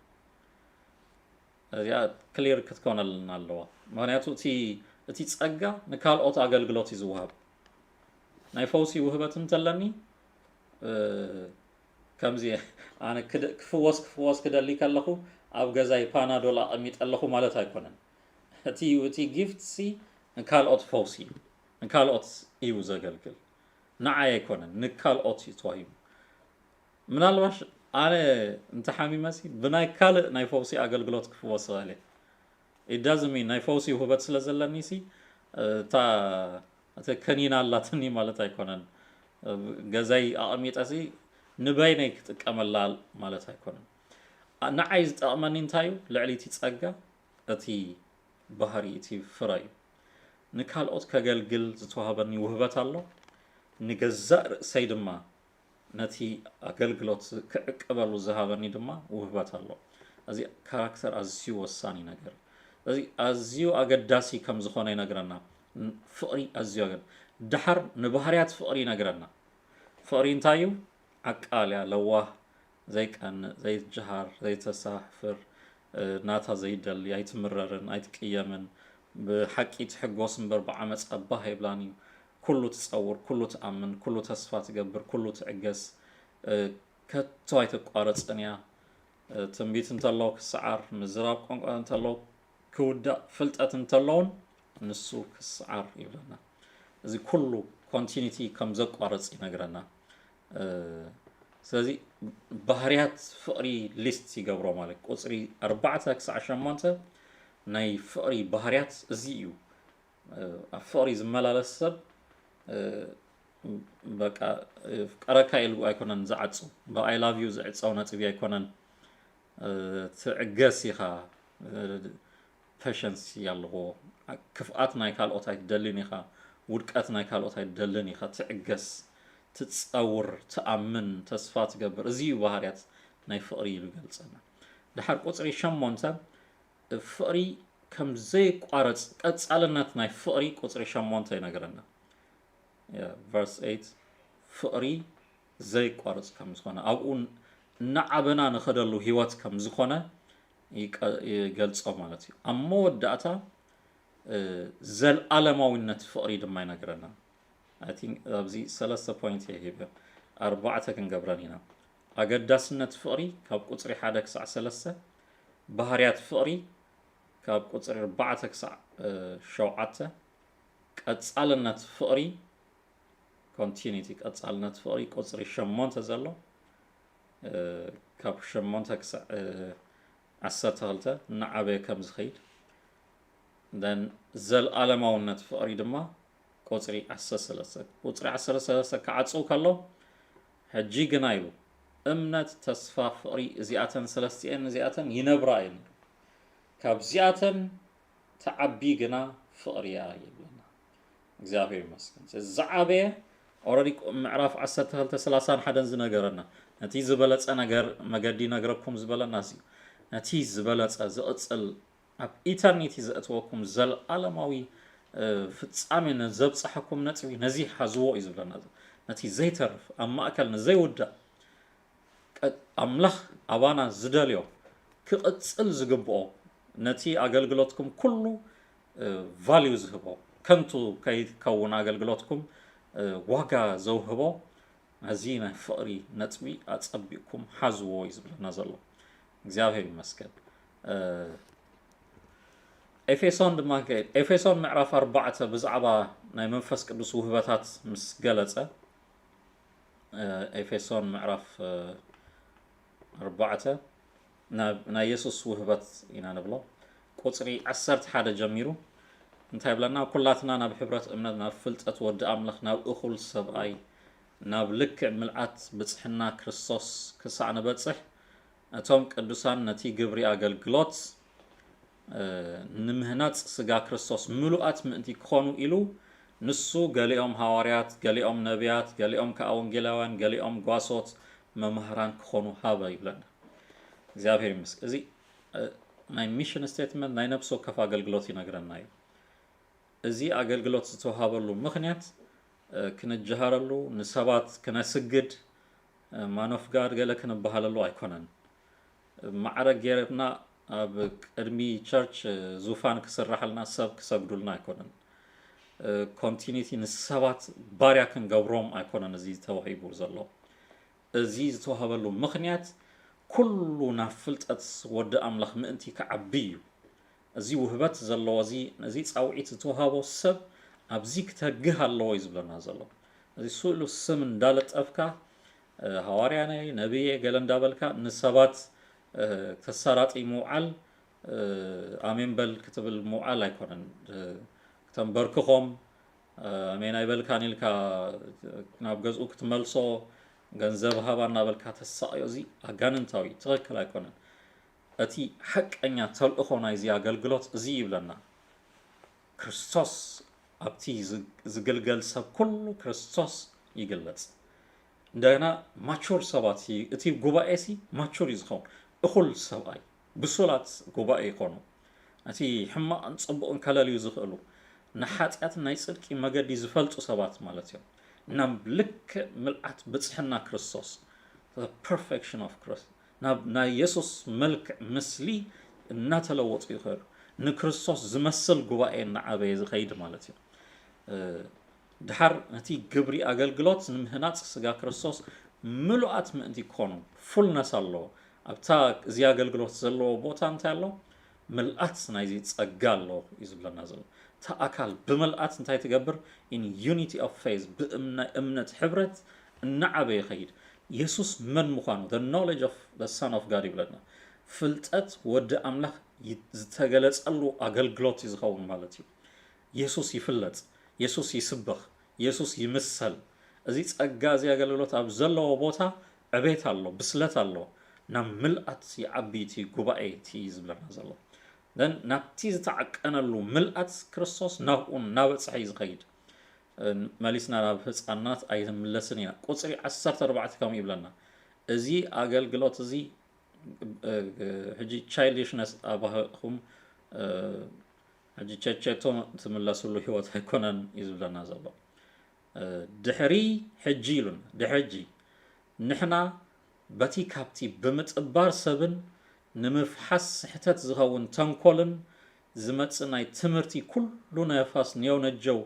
እንድፋእን እንኽብከብን ቆልዑ ምእንቲ ከይንኸውንሲ ብፍቕሪ ንሓቂ እናሰዓብና ናብቲ ርእሲ ዝኾነ ክርስቶስ ንዕበ ይብለና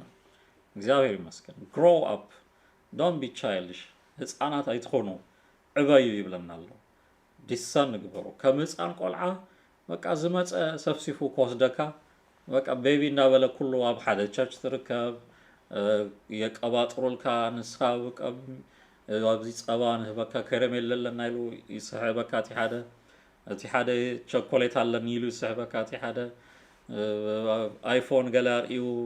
ሞባይል ወልዑ ይስሕበካ እዚ ዓይነት ሲ ዝመፀ ሰፍሲፉ ቆልዓ ከምኡ ይምሽ ቆልዓ ኣብ ምሕረት እቲ ተሰከሞ ሰብ እዩ ዝኸይድ ገለ ውል ዓቢልካ ክትስሕቦ ትኽእል ኢኻ ሕጂ ብዓብየይ ከምዚ ምስ ጭሕመይ ገለ እናርአኹም እኒ ኦኬለ ገይረ ዘለኹሉ ግዜ ሕጂ ቸቸት ጥጦ ሒዘ ኣብዚ ትሪኡኒ እናጠወብኩ ኣብዚ ዝመፀ ቤቢ እንዳበለ ክወስደኒ እንተጀሚሩ ሲ the childishness as you the sad story ዝኸውን sad ministry ክኸውን እዚ አገልግሎት the childishness ኣብ ህይወትና ክህሉ አይግብኦን እዩ ካብዚ ህፃንነት ከውፃአና ኢሉ እዩ አምላኽ ነዚ ውህበታት ሂቡ ይብለና ኣሎ ኣዝዩ ዘሕዝን ነጥቢ እዚ እዩ እዚ ውህበታት ከምዚ ግዜ እዚ ከም ኖርማል ተበቲኑል ናይ ገሊኦም ሽሞም እዩ ዝመስለና ዘሎ እቲ ኣዝዩ ብብዝሒ ተበቲኑሉ then ኣበሎቲ ማቹሪቲ ክንብል ኣለና ብስለት እንተዘየለ then facts ጸጋ ይዘለው ማለት እዩ እታ ቁጽሪ 14 ተልየና አላ ማለት እዩ ድሕጂ እናተታለልና ናየው ነው ጆ አይንመላለስ ሶልና ሰባት እናወሰዱና ንኹብኮብ ቆልዑ አይንኹን grow up ይብለና ቁጽሪ 15 አታ major point ሕጂ እንታይ ንግበር ይብለና ትስዕቡ እንድሕር ኮይንኩም ከምቲ ኣብ ቆሮንቶስ ዝበለና ይዝደግሞ ዘሎ ትስዕቡ እንድሕር ኮይንኩም ብፍቕሪ ንሓቂ እናሰዓብና ናብቲ ርእሲ ዝኾነ ክርስቶስ ንዕበይ ይብለና እግዚአብሔር ይመስገን ትስዕቡ እንድሕር ኮይንኩም እንታይ ግበሩ ንሓቂ ብፍቕሪ ሰዓቡ ይብለና እግዚአብሔር ይመስገን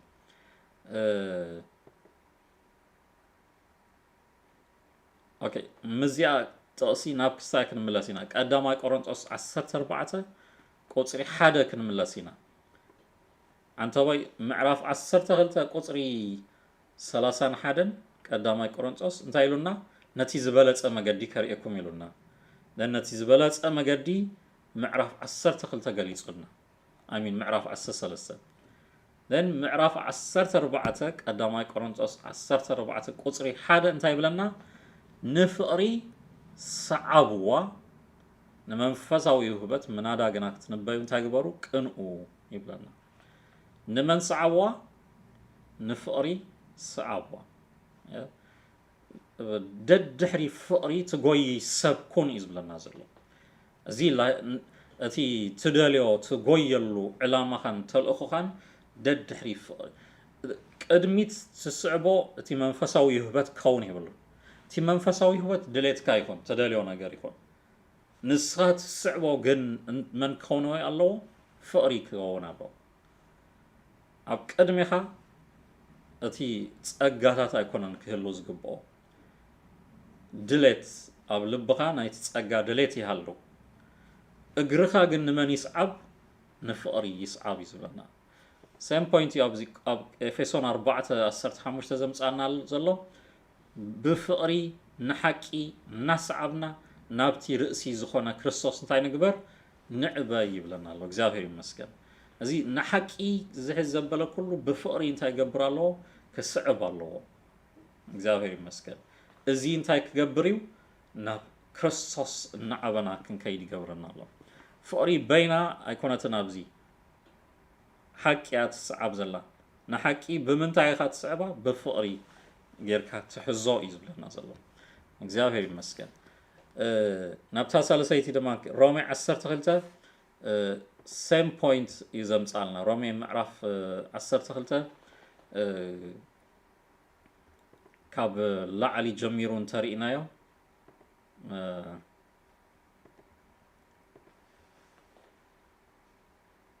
ኦኬ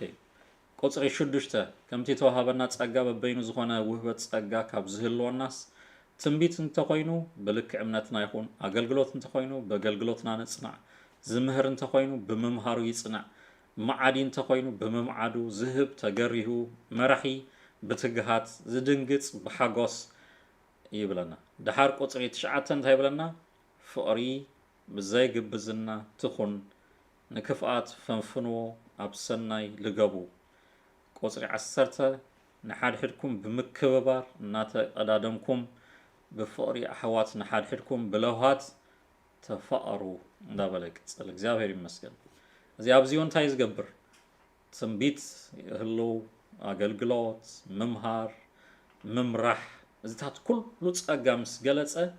እንታይ ገብራን ይነግረና ኣሎ ግብዝና ዘይብሉ ፍቅሪ አምሰሉ ዘይኮነ ፌክ ዘይኮነ ናይ አፍጥራይ ዘይኮነ ፍቅሪ እንታይ ገበሮ አብኡይ ኣብ ህይወትኩም ይሃሉ እነቲ ክፍአት ግን ፈንፍኖ ይብለና እና በሰናይ ልገቡ ንሓድ ሕድኩም ምቀደዳም ይሃሉ ምክብባር ሲተቀዳደሙ ይብለና ሰባት ከኽብሩኹም ተቀዳደሙ ከይኮነስ ነቲ ካልእ ከተኽብሮ ተቀዳደም ይዝብለሎ ቀዲምኩም ነታ ሴድያ ኮፈል በልዋ ከይኮነስ ካልኦት ቀልጢፎም ኮፍ ክብሉሲ ንካልኦት ደገ ክፈቱሎም ኢየሱስ ነቶም ፈሪሳውያን ኣብ ሓደ እንዳ ስምዖን ምስ ኣተውሲ ዋላ ኢየሱስ ይተዓዲሙ ዘላቲ ፕሮግራም እኮ ኢየሱስ ንዓይሎ ዓዲሞ ከሎ ንየሱስን ደፊኦሞ ክቀዳደሙ ከለዉ ሪኦም ዋይ ዘይተዓደመ እንታይ ደኣ ኮይኑ ቀልጢፎምሲ ነታ ዝፀበቐት ሴዳ ኮፍ ይብሏ እዚኣ ስፔሻል ስብከት ተድልያ ኣላ ኢሉ ኣብ ፕሮግራም ክትከዱ ከለኹም እንዳሰብ እንተተዓዲምኩም ተቐዳዲምኩም ኣብቲ ዝነውሐ ሴድያ እቲ ቦታኹምሲ ኣይትዳፍኡ ዓበይቲ እኮ እዮም ፈሪሳውያን እኮ እዮም ምስ ጭሕሞም ምስቲ ኩሉ ናይ ክብሪ ክዳውንቶም ይዳፍኡ ኣብኡ ቀልጢፎም በቃ ዝኽበሩሉ ቦታ ምእንቲ ክረኽቡ እዚ ድማ ንካልእ ምእንቲ ቦታ ክህልዎ ካልእ ልዕል ክብል ተገልግሎ ኣገልግሎት እምበር ንስኻ ልዕል ትብለሎ ይኹን እዚ ናይ ፍቕሪ ሞቲቭ ኣብ ውሽጥና ክህሉ ከሎ ሪስፔክቲንግ ንካልኦት ምኽባር ንካልኦት ክግልገሉ ፀጋኻ ምክፋል ኣነነትካ ከይኮነስ ካልኦት ክግለፁ ይገብር እዩ ስለዚ እዚ ናይ ፍቕሪ መንፈስ ሂወትና ክገዝኦ ከም ዝግብኦ ሕጊ ኩሉ በዚ ፍቕሪ ተገዚኡ ዝብለና ምሽ ፍፃመ ናይ ሕጊ ይብለና ኣብ ፍቕሪ ዝመላለስ ንኣምላኽ ከፍቅር ከሎ ንሰባት ከፍቅር ከሎ ፍፃመ ናይ ሕጊ እዩ ንፍቕሪ ኣንጻር ፍቕሪ ብፅልኢ ምምልላስ ድማ ንሕጊ ኩሉ ምስባር እዩ ነቲ ዘፍቀረካ ኣምላኽ ንዑ ኢኻ ልብኻ ተዓፁ ዘለኻ ነቲ ኣምላኽ ዘፍቀሮ ሰብ ንዑ ኢኻ ትብድል ዘለኻ ስለዚ ካብ ዝተለዓለ ንሕጊ ኩሉ ዘፍርስ ሲስተም ውሽጢ ኢኻ ትመላለስ ብፍቕሪ ምምልላስ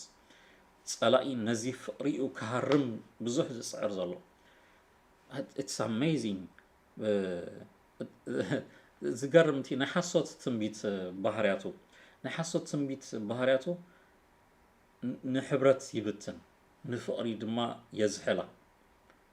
ንሓድ ሕድካ ትከባበር ከይኮነስ ኣነ ክኸብር ዝብል ኣርእስቲ ዝፈጥር ድሓር ኣብቲ ናይ ሓሶት ትንቢት ኩል ብዙሕ ቤተ ክርስቲያናት ኣብ ብዙሕ ቦታታት ዝፈፀመ ዩኒቲ ይፈርስ ኣብ ክንዲ ነቲ ሕብረት ዝሕልዎ ነቲ ዝተነበየ ክሕልው ይፅዕሩ ንሓደ ሰብ ክሕልው በቃ ንሱ ሓቀኛ እዩ ናይ እግዚኣብሔር ሰብ እዩ ኢሎም ንሓደ ሰብ ፕሮቴክት ይገብሩ እታ ቸርች ግን ፋሕ ትብል ኢየሱስ ስለቲ ሓደ ሰብ ከይኮነ ስለታ ማሕበር እዩ እቲ ውህበቱ እንተተዋሂቡሲ for the unity of the body of Christ is በና ንሕብረትታ ማሕበር ነታ ስጋ እዩ እቲ ውህበቱ ተዋሂቡ ኣብ መወዳእታ ዘመን ኢየሱስ እቲ ዝስእኖ ነጥቢ ናይ ብዙሓት ፍቕሪ ክትዝሕልያ ይብሎ ካራክ ናይ መወዳእታ ዘመን ባህሪ እንታይ እዩ ፅልኢ ዝበዝሖ ምትእምማን ዘይብሉ ኩሉ ንመን ከም ዝኣምን ዘይፈልጠሉ ኣትሞስፌር እናበዝሐ ዝኸይድ እዩ እታ ፍቕርን እምነትን ከም ትዝሕል እዮም መወዳእታ ዘመን ዝገልፁ እዚ ኣዝዩ ወሳኒ ነጥቢ እዩ ለና ብመንፈስ ቅዱስ ንመላለስ እንድሕ ኮይና መንፈስ ቅዱስ ነዚ ኢምፓክት ከይገበረ ልበይ ብፅልኢ ተመሊኡ ከሎ ክትባረኽ ኢኻ ዝብል ኣርእስቲ ክፅበይ ትኽክል ኣይኮነን ፅልኢ ብፅልኢ ምምልላስ ብቅንኢ ንሓውኻ እናበደልካ ከለኻ ጎይታ ክባርኸኒ ነቢያት ኣሰሊፈ ተዝውዕል ምንም ሚኒንግለስ and all of them ሓሶቲ እዮም ክእከቡ ማለት እዩ ኣብ ኩላቶም ኣፍ ናይ ድምፂ መንፈስ ቅዱስ ኣብ ኣፎም ኣብ ልበይሲ ናይ መንፈስ ቅዱስ ድምፂ ብፍቕሪ ብምሕረት ብይቕሬታ ክመላለስ እዩ ስለዚ እዚ ወሳኒ ነጥቢ እዩ መንግስቲ ኣምላኽ ከይትወርስ ዝገብረካ ነጥቢ እዚ ፅልኢ ዝተመልኦ ሂወት እዩ ቅንኢ ዝተመልኦ ሂወት ርክሰት ዘበለ ነገራት ስለዚ ኣብቲ ሓቀኛ ፍቕሪ ክንመላለስ ከለና ነቲ ኩሉ ዓለም ባህርያት ኩሉ እናሰዓርና ንኸይድ ማለት እዩ ሕጊ ይፍፀም ኣባና ናይ እቲ ጥዑይ ዝኾነ ሞቲቭ ክንሃንፅ ጀምር ማለት እዩ ብዙሕ ዲቴል ኣዝዩ ወሳኒ ነጥቢ ስለ ዝኾነ እዚኣ እንተገሊፅናዮ ኩለን 9 ውህበታት ከም ዝገለፅና እዩ እዚ ኣዝዩ ወሳኒ እዚኣ ታርጌትድ ኮይና ኣብ ሂወትና ክትህሉ ኣልያድያ የላን ይውስኽ ድዩ ዘሎ ይጎድል ነዚ እዩ ሜጀር ክንደይ ትንቢታት ተነብየ ኣይኮንኩን ክምዝግብ ዝግብኣኒ እታ ኣብ ሂወተይ ኣብ ልበይ ዘሎ ፍቕሪ እናወሰኸ ድዩ ዝኸይድ ዘሎ እናዝሓለ ንጎይታ ዘለኒ ፍቕሪ ንሕዋት ዘለኒ ፍቕሪ ንቃሉ ዘለኒ ፍቕሪ ንመንፈስ ቅዱስ ዘለኒ ፍቕሪ እዚ ንመንፈስ ቅዱስ የፍቅሮ ከም ዘለኹ ምስኡ ብዘለኒ ሕብረት እዩ ዝግለጽ أبزي تصبوا لي زلخ زبل نمنفس قدوس إذا فكرون نحن كوين لما نحواتي كلاتهم لما حق في لبيك فتصل إيتا ملائكة باتيجن كنت سنبي كتفوس زيتات محساب wrong motive maybe كفوسو خليهم صوري تنبيتهم كتنبيت خليها ካልኦት ክፍወስ እዮም ንስኻ ግን ኣብቲ ፀጋ ዘይተጠቀም ሰብ ኢኻ ትኸውን ማለት እዩ ስለዚ ካብዚ መንፈስ ልብና ክንሕልዎ ይግባአና እዩ እግዚኣብሔር ይመስገን እታ ዝበለፀት መገዲ እዚኣ ናይ ፍቕሪ መገዲ ቀልጥፍ ኢለ ተን ኔክስት ክንሪአን ኢና ቀፂሉ ሓጎስ እዩ ዘምፅእ ወንደርፉል ዝኾነ መንፈስ ቅዱስ ነቲ ናይ ሓጢኣት ጓሂ ምስ ኣውፅኦ ኢሚድየትሊ መንፈስ ቅዱስ ተመልአ ሰብ ሓጎስ እዩ ዝምላእ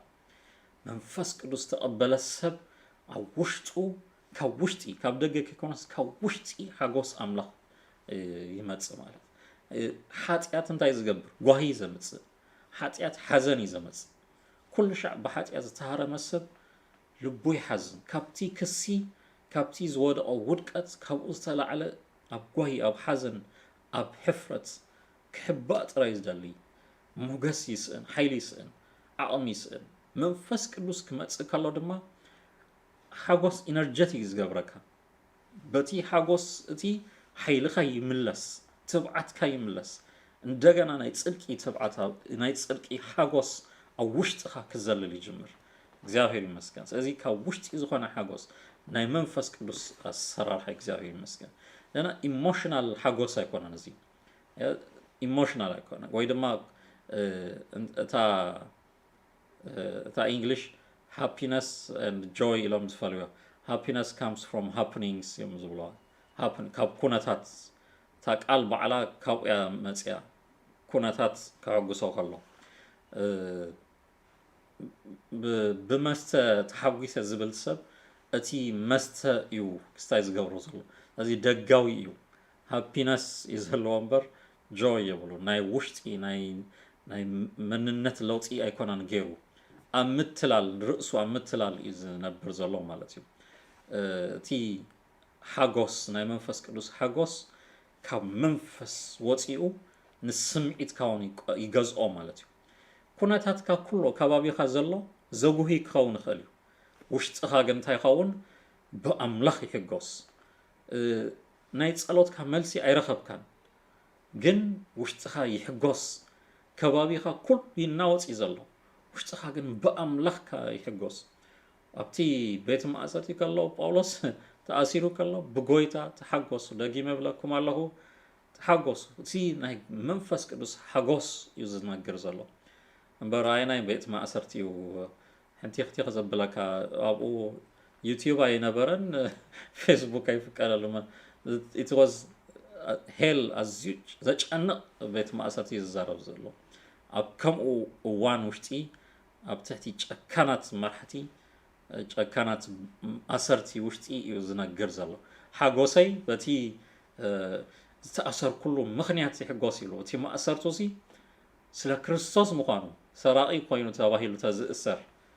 እዚ ገንዘብ እኳ ጠፋፊ ጳውሎስ ዝበሃል ናይ ኣመንቲ ገንዘብ ወሲዱ ሲ ተኣሲሩ ተባሂሉ እዚ ሼምፉል ብጣዕሚ ምሽ እዚ ድማ ንጎይታ ኢልካ ተታልለሉ ማንም ኣይተታልለሉ ርእስኻ ኢኻ ተታልል ኣዝዩ ሼምፉል እዩ ልብ ናብ ጓሂ ዘወስድ ነገር እዩ ግን እቲ ማእሰርቱ ስለ ክርስቶስ ምዃኑ ወንጌል ክሰብኽ ስለ ዝተተሓዘ ኣይትስበኽ እያ ተኣርእስቲ ንየሱስ ነቲ ሓቂ ወንጌል ብምስባኹ ድማ እዚ ሰብ ይሕጎስ ኣሎ እግዚአብሔር ይመስገን ድሓር ይዘራረቡ ቶም ኣሰርቲ እኳ እዮም ቶም ወታሃደራት መን እዚ ተኣሲሩ ዘሎ ጳውሎስ እዮም ዝብሉ እንታይ እዩ ፍሉይ ነገር ኣለዎ هو ኢየሱስ ዝበሃል ጎይታ ኣሎ መሲሕ እዩ ገለ እንዳብል ከምኡ እዩ ዝሰብኽ ይዘራረብሉ ድሓር እቲ ኬዝ ድማ ተጋኒኑ ናይዚ ሰብ ኮ ኬዝ ሃገራዊ ኬዝ ኮይኑ ቶም ቀንዲ ፈረቲቲ እቲ ንጉስ እኳ ሒዝዎ ዘሎ ናይዚ ኬዝ ድሓር ክሳዕ እቲ ንጉስ ጳውሎስን ዝተኣሰረሉ ኣርእስቲ ወንጌልን ኣርእስቲ ኮይኑ ይለዓል ድሓር በዚ ደስ ኢሉን ኣሎ ኢሉ እግዚአብሔር ይመስገን በቃ ብማእሰርተይ ይኹን ሲ ክርስቶስ ይስበኽ ኣሎ ኢሉ እግዚአብሔር ይመስገን ተኣሰረሉ ምክንያት ድማ ሰማያዊ ምክንያት ምዃኑ ልቡ ብሓጎስ መሊኡ እቲ ኮዝ ንነብረሉ ምክንያት ኣምላኽ ምዃኑ ንነብረሉ ምክንያት ናይ ክርስቶስ ወንጌል ምዃኑ ፃውዒትና ምዃኑ እዚ ኣብ ውሽጥና ሓጎስ ይፈጥር እቲ ፃውዒትን ሂወት ተሓልፎ ግን ማዕበላት ክኸውን ይኽእል እዩ ኣዝዩ ዘናውፅ ነገር እቲ ኣገዳሲ ኣብ ከባቢኻ ዝኸውን ነገር ከይኮነስ ኣብ ልብኻ ዘሎ ስታቢሊቲ ናይ ውሽጢ ስታቢሊቲ እቲ ቀንዲ ነጥቢ ኣብቲ ሊስት እንድሕሪኢኩሞ ኣብ ገላትያ 6 ዕብዳን ዝብል ኣሎ ቅንኣት ቅትለት ስኽራን ይብለና ብሳኸር ጓይላ ይብል እዚ ዓለም ንሓጎስ ትጥቀመሉ ሲስተም እዩ ምሽ ግን ኢሌጋል እዩ እዚ ሕጊ ይፈቅዶን ይብለ ንመንግስቲ ኣምላኽ ድማ ዝዓግት ነጥቢ ይብለና እዚ ግን እዚ ሓጎስ ብመንፈስ ቅዱስ ካብ ውሽጥኻ ዝፈስስ ሓጎስ ግን እንታይ እዩ ውሽጥኻ ዝሕድስ ንዕላማ መንግስቲ ኣምላኽ ክትጎይ ዝደፍእ ሓይሊ እግዚአብሔር ይመስገን እዚ ሓጎስ እናወሰኸ ክኸይድ ኣለዎ ፀላኢ ነዚ ሓጎስ ካብ ልቢ ብዙሓት ሰሪቑ ኣብ ጓሂ ይነብሩ ብዙሕ ፋሚሊ ሰላም ዘይብሉ ሓጎስ ዘይብሉ በቃ ኣብ ዝተጨነቐ ዓለም ኩሉ ልቡ ዝተሃርመ ብንእሽተይ ኣርእስቲ ዝበኪ ሴንሲቲቭ ዝኾነሉ ግዜ መንፈስ ቅዱስ ግን ናይ ልብኻ ሓጎስ ይፈጥር እግዚአብሔር ይመስገን በቃ ከጉህየካ ዝመፀ ዜናታት ኩሉ ንስኻ ግን ትፀናነዓሉ መንፈስካ ግን ይሕደሰሉ ብኣምላኸይ ሓጎሰይ ትብል እግዚአብሔር ይመስገን ልበይ ብእግዚአብሔር ባህ ይብለኒ ኣለዎ ክትብል ውሽጥኻ እንደገና ይሕደስ ናይ እግዚአብሔር መንግስቲ ድማ እዚኣ እዩ ባህርያታ ይብለና ሮሜ 14 መንግስቲ ኣምላኽ ምስ መንፈስ ቅዱስ ኮኔክት ብምዃን ናይ ጽድቂ ህይወት ናይ ሰላም ህይወት ናይ ሓጎስ ህይወት እያ እግዚአብሔር ይመስገን መንፈስ ቅዱስ ኣብ ዘሎ ናይ እግዚአብሔር መንግስቲ ኣብ ትሰርሓሉ ቦታ ጽድቂ ክነግስ ኣለዎ ሰላም ክገዝእ ኣለዎ ሓጎስ ድማ ዝተመልአ ህይወት ክኸውን ኣለዎ እዚ ናይዚ መንግስቱ ፒላርስ ኣዝየን ወሰንቲ ነጥብታት እዩ ሰለስተ እዩ ዝተሓዘ ጽድቂ ሓጎስ የምጽእ እዩ ሰላም ድማ ይፈጥር እዩ እቲ ሓቀኛ ናይ እግዚአብሔር ሰላም ኣብ ጽድቅን ኣብ ሓጎስን ክትመላለስ ይገብረካ እዩ ናይ መንፈስ ቅዱስ ሓጎስ ካብቲ ሰላም ዝተበገሰ ዝወፅእ ሓጎስን ንጽድቂ ክትነብር ዝገብረካ ሓይሊ ዝህበካ ነጥብ እዩ ስለዚ መንፈስ ቅዱስ ኣብ ውሽጥና ክኣቱ ከሎ ነዚ ሰለስቲኡ የንቀሳቀሶ ናይ ጽድቂ ሰብ ትኸውን ሰላም ዝተመልአካ ሰብ ትኸውን ሓጎስ ዝተመልአካ ሰብ ትኸውን ናይ እግዚአብሔር መንግስቲ ድማ ነዚኣ ኣብ ዓለም ትሰርሕ ሕጂ ነዚ ኢና ክንነብር ዝግባአና ብመንፈስ ቅዱስ ዝተመልአና ሰባት እንድሕር ኮይና እዚ ናይ እግዚአብሔር መንፈስ ንጽድቂ ንነብር ናይ ጽድቂ ወተሃደራት እዩ ዝገብረና ደን ከባቢና ሰላም ይምላእ ከባቢና ሓጎስ ይምላእ በቃ ዝመፀ ዜናታት ዘጉሂ ዜናታት ሕጂ ድማ ከምዚ ኮይኖም ሕጂ ድማ ከምዚ ኮይኖም እንዳበልና ሰብ ክነሕዝንን ክነጉሂ ከይኮነስ ሓጎስ ዝፈጥር ብኣምላኽ ዝኾነ ተስፋ ዝፈጥር ወንጌል ወንጌልና እግዚአብሔር ይመስገን ኢሳያስ 61:3 ወንደርፉል ተስፋ ይነግረና ኣእዋም ጽድቂ ንኽብሩ ዝኸውን ተኽሊ እግዚአብሔር ተባሂሎም ምእንቲ ክስየሙ ድማ ንሕዙናት ጽዮን ኣብ ክንዲ ሓሙኽሽቲ ዘውዲ ክደፍኣሎም ኣብ ክንዲ ሓዘን ከዓ ዘይቲ ሓጎስ ኣብ ክንዲ መንፈስ ጓሂውን ክዳን ምስጋና ክህቦም ለኣኸን ኢሉ እግዚአብሔር ይመስገን ሎሚ ኣብ ህይወት ኩላትና ድማ እዚ መንፈስ እዚ ይፍሰስ እግዚአብሔር ይመስገን ኣእዋም ጽድቂ ተባሂልና ክንትከል ንክብሩ ዝኸውን ተኽሊ እግዚአብሔር ክንከውን ናይ ጽድቂ ልምላሜ ኣብ ህይወትና ክመጽእ እናወሰኸ ዝኸይድ ናይ እግዚአብሔር ክብሪ ዝገልጽ ተኽሊ ኮይና ክንመላለስ እግዚአብሔር ይመስገን ብስሙ ክንስየም ናይ ጽድቂ ኣገልገልቲ ተባሂልና ክንስየም እዚ ክገብር እዩ መንፈስ ቅዱስ እዩ ዝብለና ዘሎ ነቲ ሓዘን ይወስዶ ነቲ ሓሙኽስቲ እንታይ እዮም ዝገብሩ ክጉሂው ከለዉ ካብቲ ጓሂ ካብቲ ናይ ልቦም መስበርቲ ዝተላዕለ እንታይ እዮም ዝገብሩ ርእሶም ብሓመድ ሓሙኽሽቲ ገይሮም ናይ ቆርበት እዚ ዘይጥዕም ክዳን ይክደኑ በቃ ካብ ዓራቶም ወሪዶም ኣብ መሬት ኣብ ሓመድ ይድቅሱ ኣብኡ ከበኺ ይጅምሩ ጓሂ እቲ ሓዘን እቲ ናብ ምንታይ ይኸይድ ናብ ጓሂ ይኸይድ እዚ ጓሂ እናቐፀለ መንፈስ ጓሂ ኮይኑ ይቅየር እዚ እቲ ሩቲን ዝነግረና እናማዕበለ ዝኸይድ መንፈስ ቅዱስ ክመጽእ ከሎ ግን ነዚ ሓሙኽሽቲ ሓፂቡ ዘውዲ ይደፍእ መንፈስ ቅዱስ ክመጽእ ከሎ ነዚ ሓዘን ቀንጢጡ ኣውፂኡ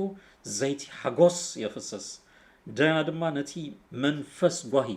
እዚኣ ሲሪየስ እያ ናይ መንፈስ ደይብሎ ፖሰስቲ ኮይኑ እዚ መንፈስ ጓሂ ዘለዎም ሰባት ብዘይ ምኽንያት እዮም ዝበኽዩ ብዘይ ምኽንያት ዓራቱ ደቂሱ ጠልቂ ይረኽቦ በቃ ናይ ሰባት ጽቡቕ ሪኡ ይጎሂ ኣነ ይረኽብ ፀሓይ ተሪራቶ ሎሚ ድማ ወላ ፀሓያ ትበኣሰኒ ኢላ ዘላ ኢሉ በኪ ዘብቅ በቃ ወርሒ ሲኢንዋ ይበኪ ኩሉ ዘዓንቀፎ ዘበለ ኩሉ የብክዮ እዚ መንፈስ ኮንትሮል ኮይኑ ናይ ጓሂ መንፈስ ፈጺሙ ሓጎስ ኣብ ዘይብሉ ሓይሊ የለና ሓጎስ ኣብ ዘይብሉ ቦታ ትደልዮ ክትገብር ኣይትኽእልን ኢኻ in memory በቶም ዝሞቱ ኣሕዋቶም ዝጠፍአ ነገር ቀደም ብዝኸሰሮ ነገራት ዝዝክር እዩ ዝመስሎ ገሊኡ ሰብ ናብ ጓሂ ይኣቱ ናብ ሓዘን ይኣቱ ኮንትሮል ይገብሮ እቲ መንፈስ ካብቲ ጓሂ ዝተለዓለ ነቲ ከባቢኡ ኩሉ ጸልማት ይገብሮ በቃ ኣብ ሓዳሩ ጸልማት ምስ ደቁ ኮሚኒኬት ክገብር ዘይክእል ሰብ ኮኔክሽናቱ ኩሉ ይበላሽዎ ኣብ ስርሑ ኢፌክቲቭ ከም ዘይከውን ይገብሮ እዚ መንፈስ እዩ ነዚ እንታይ ገብሮ እዩ ነዚ ክዳን እዚ ነዚ ናይ መንፈስ ጓሂ ኣልዒሉ ምስጋና ክህበና እግዚአብሔር ይመስገን በዚ መንፈስ ትሰቃዩ ሰባት ሎሚ ሓርነት ይኹነልኩም ብኢየሱስ ክርስቶስ ስም ናይ እግዚአብሔር ሓጎስ ናይ ምስጋና መንፈስ ልብኹም ሓሳባትኩም ይግዛዩ ሎሚ ዘውዲ ዝመጸሉ ግዜ ሓሙኽሽቲ ኩሉ ዝሕጸበሉ ግዜ ናይ ጓሂ መንፈስ ልቢ ዝተቆጻጸረ ሓዘን ዝበለ ኩሉ ብዘይቲ ሓጎስ ዝምላኣሉ ግዜ ይኹን ናይ መንፈስ ቅዱስ ሓጎስ እግዚአብሔር ይመስገን ኣምላኽ የጸናንዕ ንብዓት ይደረዝ እዩ እቲ መወዳእታ ዘመን ክርስቶስ ክመጽእ ከሎ እዚ ከምኡ ኢሉና ምሽ ንብዓት ካብ ዓይንቶም ኩሉ ክደርዝ ኢሉ እግዚአብሔር ይመስገን ዝነብእ ዝጉሂ ኡይ ዝብል ኣይህልዎን እዩ ብሓጎስ ናይ መዝሙር ናይ ምስጋና መዝሙር ንቅድስንኡ እናኣወጅና ንነብሮ እዚ እዩ ጻውዒትና እዚ እዩ ህይወትና ሎሚ ኣብ ህዝብና ብሞት ብጥፍኣት ብውግእ ብስደት እዚ ኩሉ ጓሂ ዘሎ ሎሚ ዝቕንጠጠሉ ግዜ ይኹን ብጎይታ ብኢየሱስ ምጽንና ይኹን ነዴታት ነቦታት ምጽንና ይኹን በቃ ተስፋ ቆሪጹ በብቦትኡ ሓይሊ ዝሰኣነ ኣሕዋትና ኩላቶም ይጸነኑ ሓጢኣት ሃሪምዎም ናይ ሓጢኣት ጓሂ ልቦም ዘጨንቆ ብንብዓት ልቦም ዝተመልአ ሰባት ሓጎስ ልቦም ዝቆዋጸረሉ ግዜ ካብ ኣምላኽ ዝኾነ ሓጎስ እግዚአብሔር ይመስገን እዚ ልቢ ሰብ ዝቆዋጸረሉ ግዜ ይኹን ክብርን ኣምላኽና ይኹን መንፈስ ቅዱስ ነዚ ሓጎስ ይህብ ሰላም ድማ ይህብ ዕርቂ የምጽእ እታ ሻሎም ወይ ድማ እታ ናይ ግሪክ ኤርኔይን ትብል ቃል ጥዑይ ምዃን ሙሉእ ምዃን ዘይተበታተነ ውሑስ ሴኪር ዝኾነ ህይወት ናይ ኣእምሮ ህድኣት ይዛረብ ናይ ኣእምሮ ሰላም ናይ ልቢ ሰላም ይዛረብ እግዚአብሔር ይመስገን ዕርቂ ዘይተበታተነ ሙሉእ ፕሮስፐረስ ዝኾነ ህይወት ሙሉእ ህይወት ጉድለት ዘይብሉ ብዘድሊ ሙሉእ ዝኾነ ጥዕና ሙሉእ ናይ ኣእምሮ ሰላም ሙሉእ ብዘድሊ ነገራት ኩሉ ምልኣት ዘለዎ ምምቕቓል ዘይብሉ ምብትታን ዘይብሉ ውህደት ዘለዎ ሓድነት ዘለዎ ማለት እዩ እግዚአብሔር ይመስገን ሰላም ንዓኹም ይኹን እዩ ዝብለ ኢየሱስ ሰላመይ ይህበኩም ኢሉና እዚ ዓይነት ዘይተመቓቐለ ህይወት ክርስቶስ ኣብ ልብና ክኣቱ ከሎ ናይ መንፈስ ጥዕና ይመጽእ ናይ ኣእምሮ ናይ ነፍሲ ጥዕና ይመጽእ ጥዕና ምስ ኣምላኽ ምስ ሰባት ምስ ኩነታት ምስ ኩሉ ዕርቂ ይመጽእ እግዚአብሔር ምስ ገዛእ ርእሱ ይዕረቕ ሰብ ዕርቂ ምስ ኣምላኽ ኢየሱስ ኣብ መስቀል ዝሞተሉ ነጥቢ መንፈስ ቅዱስ ድማ ኣብ ልብና እግዚአብሔር መንግስቲ ብመንፈስ ቅዱስ እንታይ ኢሉና ጽድቂ ሰላምን ሓጎስን ኢሉና እዚ ሰላም ባህሪ ናይ እግዚአብሔር መንግስቲ እያ እዚኣ መንግስቲ ድማ ብመንፈስ ቅዱስ ነዚኣ ትገብር ዕርቂ ትገብር እያ ምስ ኣምላኽ ተዓረቑ ንብል ዕርቂ የምጽእ ምስ ኣምላኽ ሰብ ብሰንኪ ሓጢኣቱ ምስ ኣምላኽ ተባኢሱ ካብ ኣምላኽ ርሒቑ ከይድሎ ናብ ሕብረት ዘምጽኦ መንፈስ ቅዱስ እዩ عرقي زقبر منفس قدس حبرت زمت منفس قدس لذي مس منفس قدس حبرت مقبار وساني نتبيو منفس قدس كما تسكالله مس أملاك تعرق قبرك then مس أملاك connected زخون السب مس سلام زقبره مس أملاك مس جزاء رسول ما سلام هلو مس رؤسو زبقى سيكونني أنا زي غير أنا حتياتني نخصو قتيله نخصو بديله نخصو سريقايو زي كله كتعرق مس جزاء رسخا ينصحكا منفس قدوس نزي عرقي يمصو سلام يمص مس رؤسو زتباأس زبحال سبالو مس رؤسو زتباأس كل ጫርጫ እንዳበለ ዝኸይድ በቃ ውሽጡ ሰላም ስለዘይብሉ ድማ ኩሉ እናሃወኸ ዝኸይድ ሰብ ሰላም ዘለዎ ቦታ ከይዱ ኣብ መሳፍንቲ ዝገርም ስታይል ስቶሪ ኣሎ ዝሃድአት ከተማ ረኺቦምሲ እዚኣ ከተማ ጽቡቃት ኸይድ ዘላ ምንም ረበሻ ይብላን ኢሎ ኣትዮምሲ هدوء كتما كويم ربي شوم زبلنا زهاد صبوا يخدوا الله يزي دس يبلومن زي كتما سي يتربشتني لهم دس يبلوم هوي خما نتفقات ما زي زمن كم يزمسل تربشوا سي زربش سب زبز حلو سب جيزي حقوسهم كله زينات رأيو هو كتفتر ربر قبل بيسب تنشن فتر ربر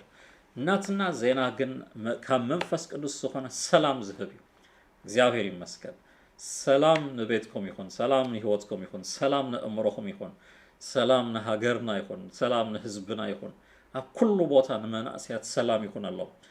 تبتاتنا حدار سلام يكون الله تربيشو زلو نا أمروج إنك أتتقص أسيرو زلو سلام يكون الله نا موت دمسيك أتسالي زهم أمرو لامي تعنا بمنفس قدوس خونه سلام يجزايو እግዚአብሔር ይመስገን ኮነታዊ ከይኮነስ በመንፈስ ቅዱስ ነከባቢ ከይኮነስ ጅምር አብ ልብ ይጅምር ናይ መንፈስ ቅዱስ ሰላም ህድአት ይሁን በኢየሱስ ክርስቶስ ስም ዝተናወፀ ህይወት ሁሉ በመንፈስ ቅዱስ ሰላም ይሁን መንፈስ ቅዱስ ዕርቂ ዘምጽእ ምስ አምላኽ ምስ ገዛእ ርእስኻ ምስ ሰባት ክትዕረቕ ዝገብር መንፈስ እዩ ناتباسنا كن كيدا جبرنا عرقية متص أبا أستيكوننا نخول عرقينا متص سباتنا منفس أملاخ زلهم سبات نزيهم زجابو it's very sad ألاقي ببزح مجدي زجابرو تنقلا زجابرو كفات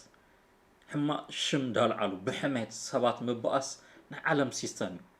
ما منفس كروس بحري دم عرقي ممصاي إجزاء مسكين تبتاتنا حداري يعرق تبتاتنا بأسياب زلو هاجر سلام وج أملاخ كما يجرم تبائسهم أنا كما يجري هبتم كيكونس بالسلام زركب كالوت حجوس يجزاهير مسكن أتصلوا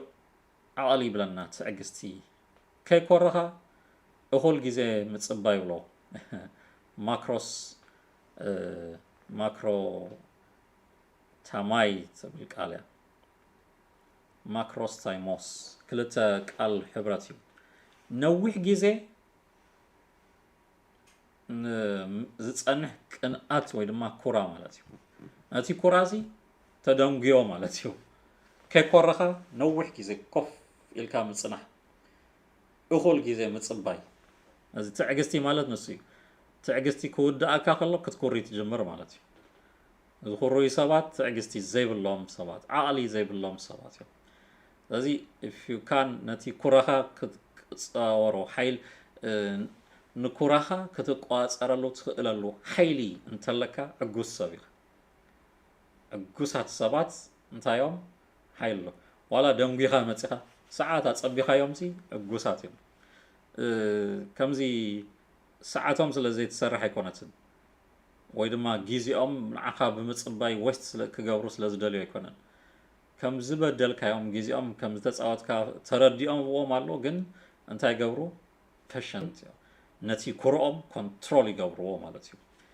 ቢዮንድ እቲ ኩራ ይሓልፉ ኣይኩርዩን ኣይኮነን ነቲ ኩራ ግን አንደር ኮንትሮል ይገብርዎ ብፍላይ ጊዜ ትዕግስቲ ምስ ጊዜ ወሳኒት እዚ ሕጂ ዘለና ዘመን ድማ ኣዝዩ ህውኽ ዝኾነ ዘመን እዩ ምሽ በቃ ኣምፅእ ስፒድ እዩ ኤቭሪቲንግ ስፒድ እዩ ክመፅእ ዘለዎ በቃ ሎሚ ዝተኸልካያ ገረብ ፅባሕ ፍረ ክተፍሪ لومي تزر صباح نجهو بقى كونتال كم سأل كات صبي everything speed زلو بقلت أفهم هندبت بحنسا within 2 months billionaire يغون حدث أنت عينت هوكات زلو زقرن كيزرأ كعتصد زقوايلو جيزيلو أبسي زمان زي amazing زخوانا speed الله أبزي جيزي وشتي أزي speed مهلا ويكون نسي تصاقم تعجستي زي مهلا أزيو دانجرسيو تعجستي وصاني نتبيو you know we cannot control جيزي كنقواصر هاي نخلالينا نتي جيزي كقواصر زخل እግዚአብሔርታ actually እግዚአብሔሩን ጊዜ ንጊዜ ሪዋይንድ አይገብርኒ ምስ ኩሉ ከአልነቱ ጊዜ ሪዋይንድ አይገብርኒ ነቲ ዝተካሕሳ ዝጠፋእካ ጊዜ ክክሕዝ ዝኽእል ኣምላኽ ዝሓለፈት ጊዜ ግን ሓሊፋል ሪቨርስ ኣይትኸውንን እያ ኣምላኽ እንተዝኸውን እንታይ ገብራኒ ሪቨርስ እዚ ሲ መንፈሳዊ ሕጊ ንጊዜ ክቋፀር ዝኽእል ሓይሊ ግን ትዕግስቲ ዝበሃል ሓይሊ ኣለዎ ብምዕጋስ ጥራይ ነቲ ተስፋኻ ትፅበይ ብምዕጋስ ሓረስታይ ፋርመር ኣዝዩ ኣፍራይ ይኸውን ብምዕጋስ ተምሃራይ ትምህርቲ ይውድእ ብምዕጋስ ሰራሕተኛ ፍሪኡ ደሞዙ ይረክብ ብትዕግስቲ ፍረ ይርከብ እዩ ስለዚ ኣዝዩ ወሳኒ እዩ ትዕግስቲ ዝሰኣኑ ሰባት ሓዳሮም ይብትኑ ካብ ትምህርቲ ኣቋሪፆም ይኸዱ ትዕግስቲ ሰኣን ምዕጋስ እታ ጊዜኻ እንደ ስምዒትካ ነቲ ጊዜ ሰሚት ክገብር ክግዛእ ዘይምግባር ማለት እዩ ኣዝዩ ወሳኒ ኳሊቲ ባህሪ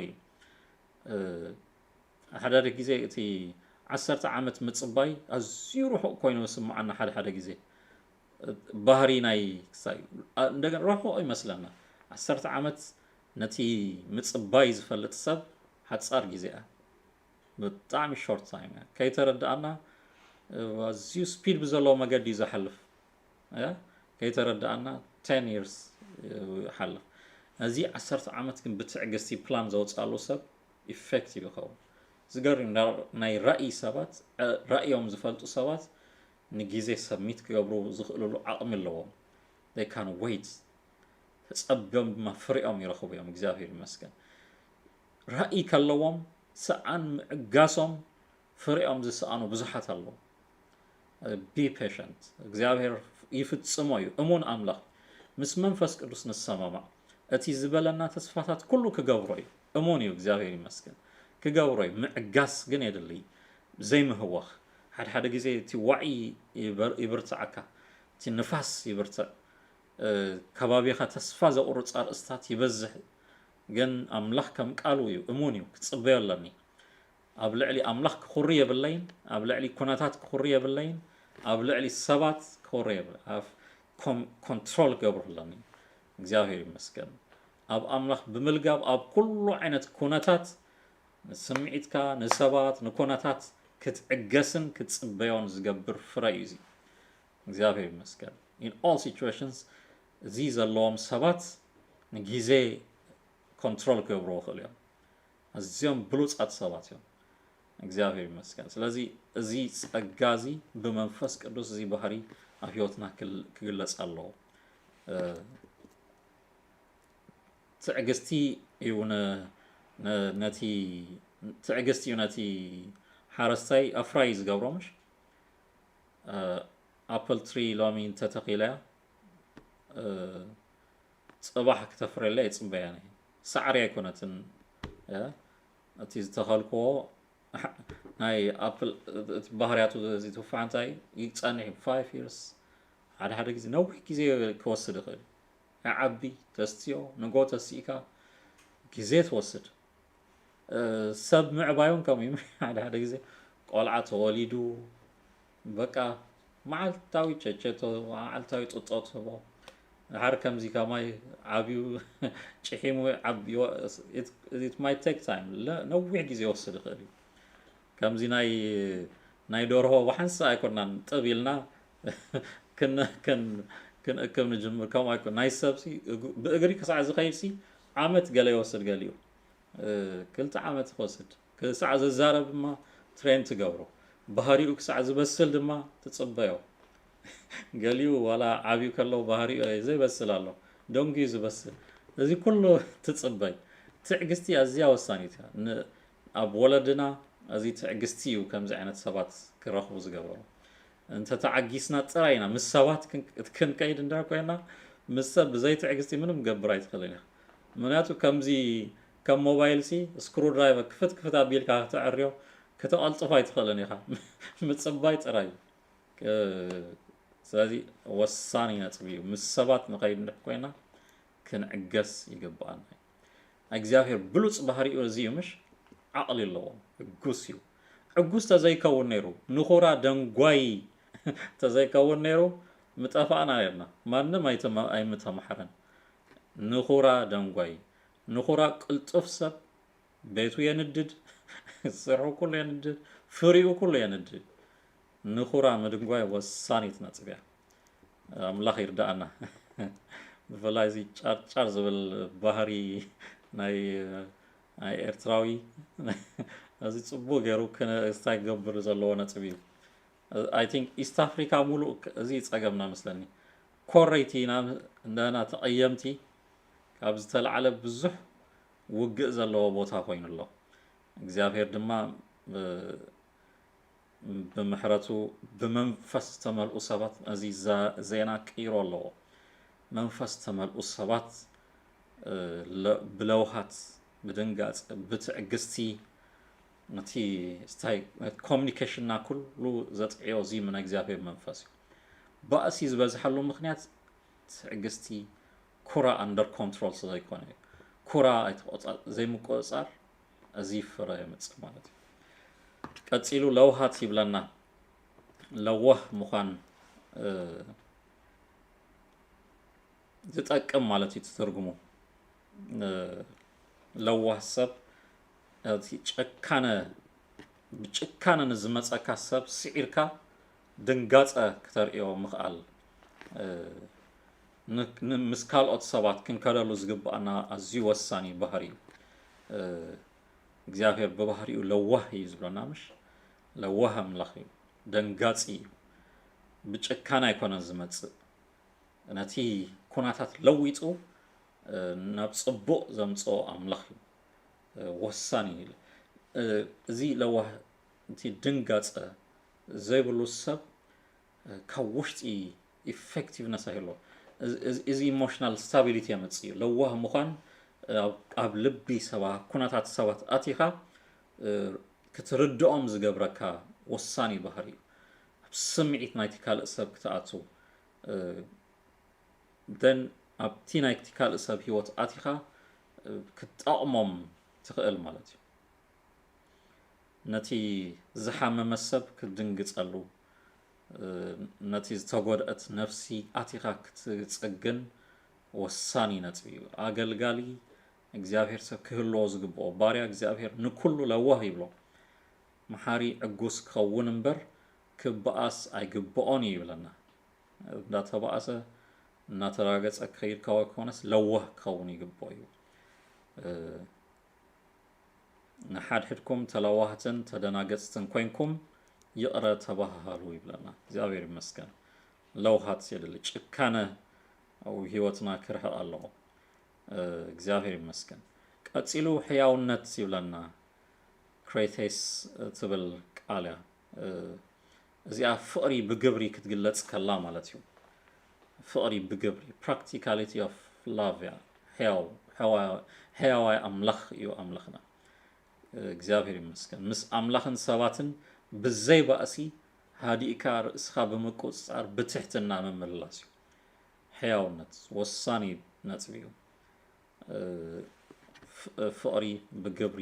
ዝገልጽ ባህሪ ቀጺሉ እምነት ይብለና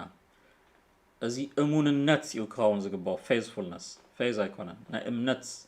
ፍረ ኣይኮነን ዝዛረብ ዘሎ ናይ እሙንነት ያ እሙን ምዃን ኣብ ዝተቐመጥካዮ ቦታ ክትርከብ ምኽኣል እሙን ኣብ ኩሉ እሙን ኣብ ቃልካን ኣብ ዝተዋሃበካ ሓላፍነት ንኩሉ ኩነታት ተሳጊርካ ኣብ ቦታኻ ክትርከብ ምኽኣል ፌዝፉል እዩቲ ነጥቢ ብዙሓት ናይ እምነት ውህበት እዩ ዝመስሎም እዚ ናይ እምነት ውህበት ካልእ እዩ ናይ እሙንነት ፍረ መንፈስ ካልእ እዩ እዚ ገንዘብ ተዋሂቡካ ናይ ሰብ ገንዘብ ዘይምብላዕ ማለት እዩ ተለቂሕካ ምምላስ ማለት እዩ እሙን ምዃን ኣብ ሓዳርካ እሙንነት ንእስራኤል በዚ ዝገልጾም ንሓዳር ክገልጽ ከለሲ ኣብ ሓዳሩ ዝጸንዐ ሰብ እሙን ይበሃል ካብ ሓዳሩ ወጻኢ ድማ ብርኽሰት ዝመላለስ ሰብ ዘይእሙን ይበሃል ወሳኒት እያ እግዚኣብሔር ኣብ ምድሪ ኩሉ እሙናት እዩ ዝደሊ እሙናት ኣብ ስራሕ ይድለዩ ኣብ ሃገር ይድለዩ እሙናት ሰባት ሕድሪ ኣይጸልሙን እዮም ከም ቃሎም እዮም ዝርከቡ ባህርያቶም ኣይለዋወጥን እዩ ብምጽባይ ኣብ ቦትኦም ትረኽቦም ኢኻ ኢየሱስ ክመጽእ ከሎ ናይ መወዳእታ ቃሉ እዚኣ ትኸውን ኣታ እሙን ባርያይ እዩ ዝብል ኣብቲ ኣምላኽ ዝዳለወልካ ርስቲእቶ እታ እምነት እያ ናብቲ ተስፋና ክንኣቱ ዝገብረና ብእምነት ምምልላስ እሙን ምዃን እቲ ናይ መወዳእታ ነጥብና እዩ እምነት ዘይብሉ ሰብ ጎይታ ምስ መጻ ቦትኡ ኣይርከብን ህድኣት ይብለና ርእስኻ ክተግዝእን ትሕት ምባለን እዩ ህዱእ ምዃን under control ምግባር ዓቃል ይብል ዓቃላት ንምድሪ ክወርሱ እሞ ብፅዋኣን የብሎም ጀንትልነስ ኢሉ ዝብለዎ ኣብ ትግርኛ ኣብቲ እንግሊሽ ጀንትልነስ ህድኣት ርእሱ ዘግዝአ under control ስኢሉ ኣይርብሽን እዩ ተረቢሹ ኣይኮነን ዝኸይድ ኩሉ ኢን ኮንትሮል እዩ ዘሎ ኣዝዩ ወሳኒ ብተህዋኽ ዘረባ የብዝሕን እዩ እንታይ ክዛረብ ከም ዝግብኦ ዘራርብኡ ኩሉ under control ብህድኣት ይመላለስ እዚ ኣብቲ እንግሊሽ ጽቡቕ ኣብቲ ጀንትልነስ እዩ ጽቡቕ ገይሩ ዝተርጉሞ ወሳኒ መንፈሳዊ ባህሪ እታ ናይ መወዳእታ ይኣኽለኒ ምባል ናይ መወዳእታ እንደገና ወሳኒት እያ አይ ቲንክ እዚ ሰልፍ ኮንትሮል ኢሉ ተርጉሞ ዘሎ ሰልፍ ርእሱ ክትቆጻጸር ዝኽእል ሰብ ማለት እዩ ከምታ ትዕግስቲ ወሳኒት ዝኾነት እዚ ነተን ካልኦት ፍረ ክነፍሪ እንተደሊና እዚ ወሳኒ እዩ ይኣኽለኒ ምባል I have to be under control ኣብ ልዕሊ ስምዒትካ ኣብ ልዕሊ ድሌታትካ ኣብ ልዕሊ ሸውሃትካ ምስልጣን ገዛኢ ምዃን ወናይ ኮንትሮል ማይስ ኣብ ገዛእ ርእሰይ ዋና ክኸውን ክኽእል ከሎ ይገርም እዩ ሓደ ግዜ we cannot control our appetites ምሽ ድሌታትና ኩሉ ኮንትሮል በቃ እቲ ከም መንፈሳዊ ሰብ ዝሕፍር ቃላት ሓደ ግዜ ነውፅኢና ድሌተይ ዝገብር ንብል ማንም ኣይግድሶን እዩ ንብል ድሌትና ይንገብርን ኢና ንሕና ድሌት ኣምላኽ ኢና ንገብር ንሰብ ዝዕንቅፍ ኣይንገብርን ኢና under control ድሌትና ሲ under control ንሰሚት ይግዛእ ስምዒቱ ክገዝእ ዘይከኣለ ሰብ በቃ ይወፅእ ናብ መስተ ናብ ስኽራን ናብ ባእሲ ናብ ዝሙት ናብ ዝታት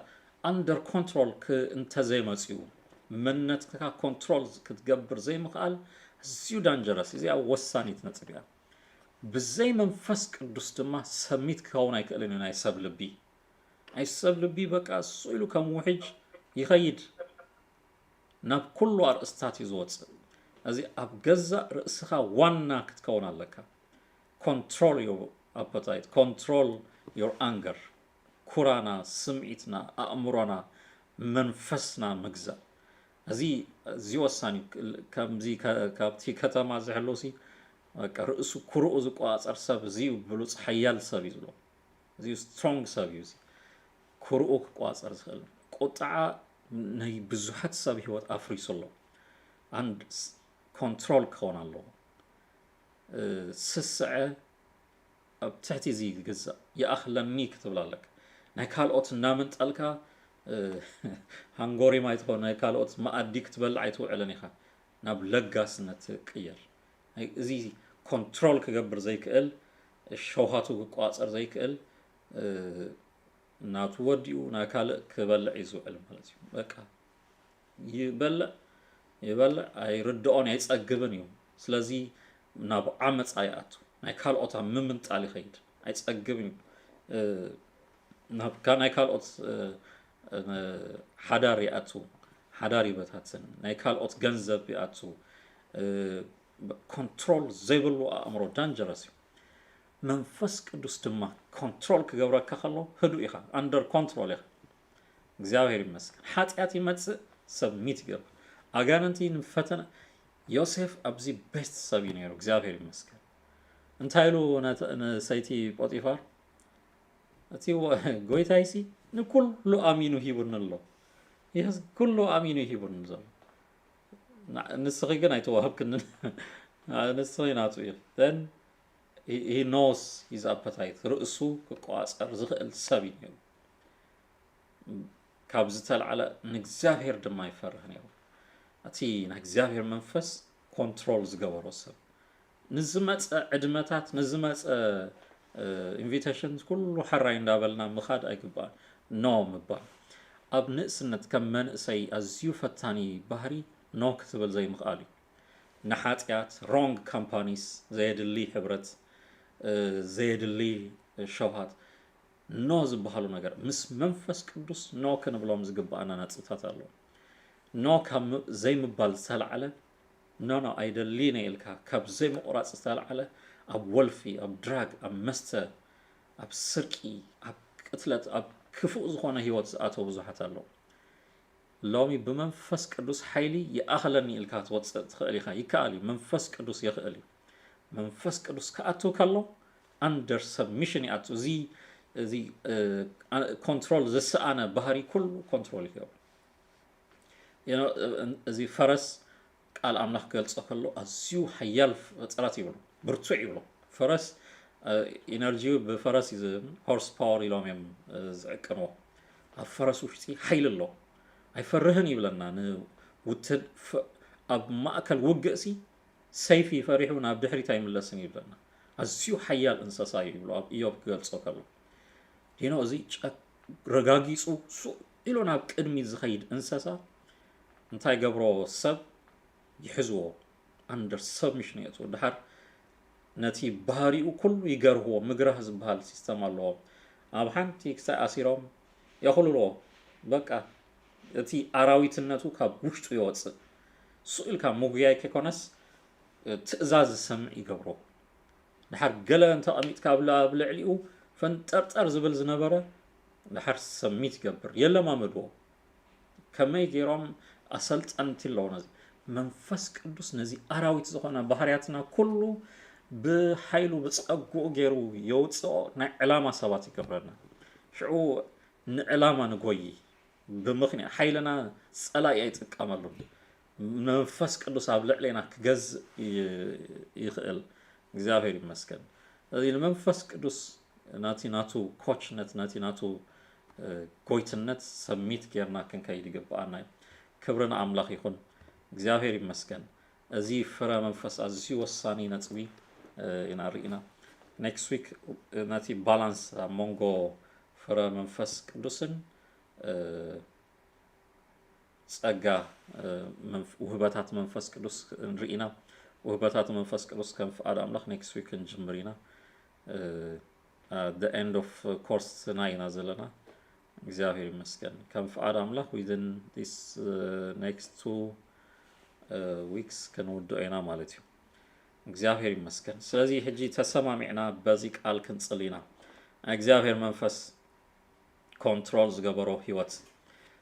ከምቲ ኤፌሶን ዝበሎ ካብዚ ሰዓት ጀሚሩ ስኡልና ብዝመጽእ ንፋስ ንኽብከብ ነድፋእ ሰባት ከይንኸውን እግዚአብሔር ይመስገን መንፈስ ኣምላኽ ኮንትሮል ዝገበሮ ህይወት ንክርስቶስ እናመሰለ ዝኸይድ ህይወት እናደመቐ ከይድ ዝግብኦ ናይ ኢየሱስ ባህሪ ኣለዎ ኣብ ህይወትና ናይ ክርስቶስ ፍልጠት ናይ ባህሪኡ ምግላጽ እግዚአብሔር ይመስገን ብስለትን ዕቤትን ኣብ ህይወት ነፍስ ወከፍና ዝግለጸሉ ጊዜ ይኹን ሎሚ ተሰማሚዕና ንጸልይ ኣለና እቲ ዝሞተ ምንቲ ኃጢአትና መስቀል ናይ በደልና መቅጻዕቲ ዝወሰደ ኢየሱስ እቲ ለዋሕ ሕጉስ መሓሪ ኣፍቃሪ ዝኾነ ጎይታ ናይ ፍቕሩ ርድኢት ዕቤቱ ስልጣኑ ሓይሉ ክብረቱ ዝወረዶ ዝኸፈሎ ዋጋ ኩሉ ኣብ ሂወትና በዚ ፍልጠት እዚ እናዓበና ንዑ እንዳመሰልና ክንከይድ ሎሚ ናይዚ ብርሃን እዚ ኣብ ልዕሊ ነፍሱ ከፍ ዝበርሃሉ ዝፈሰሉ ግዜ ይኹን ሎሚ ብጎይታ ብኢየሱስ ስም ብመንፈስ ቅዱስ ሓይሊ ብቃሉን ብመንፈሱን ልብና ዝነጽሃሉ ግዜ ይኹን ምጥባር ዘበለ ኩሉ ዘስሕት ኣተሓሳስባና ካይዳን ኩሉ ናይ ጸላኢ መፈንጥራታት ኩሉ ሎሚ ብኢየሱስ ክርስቶስ ስም ዝሰባበረሉ ግዜ በቲ ናይ መንፈስ ቅዱስ ዝቅድስ ሓይሊ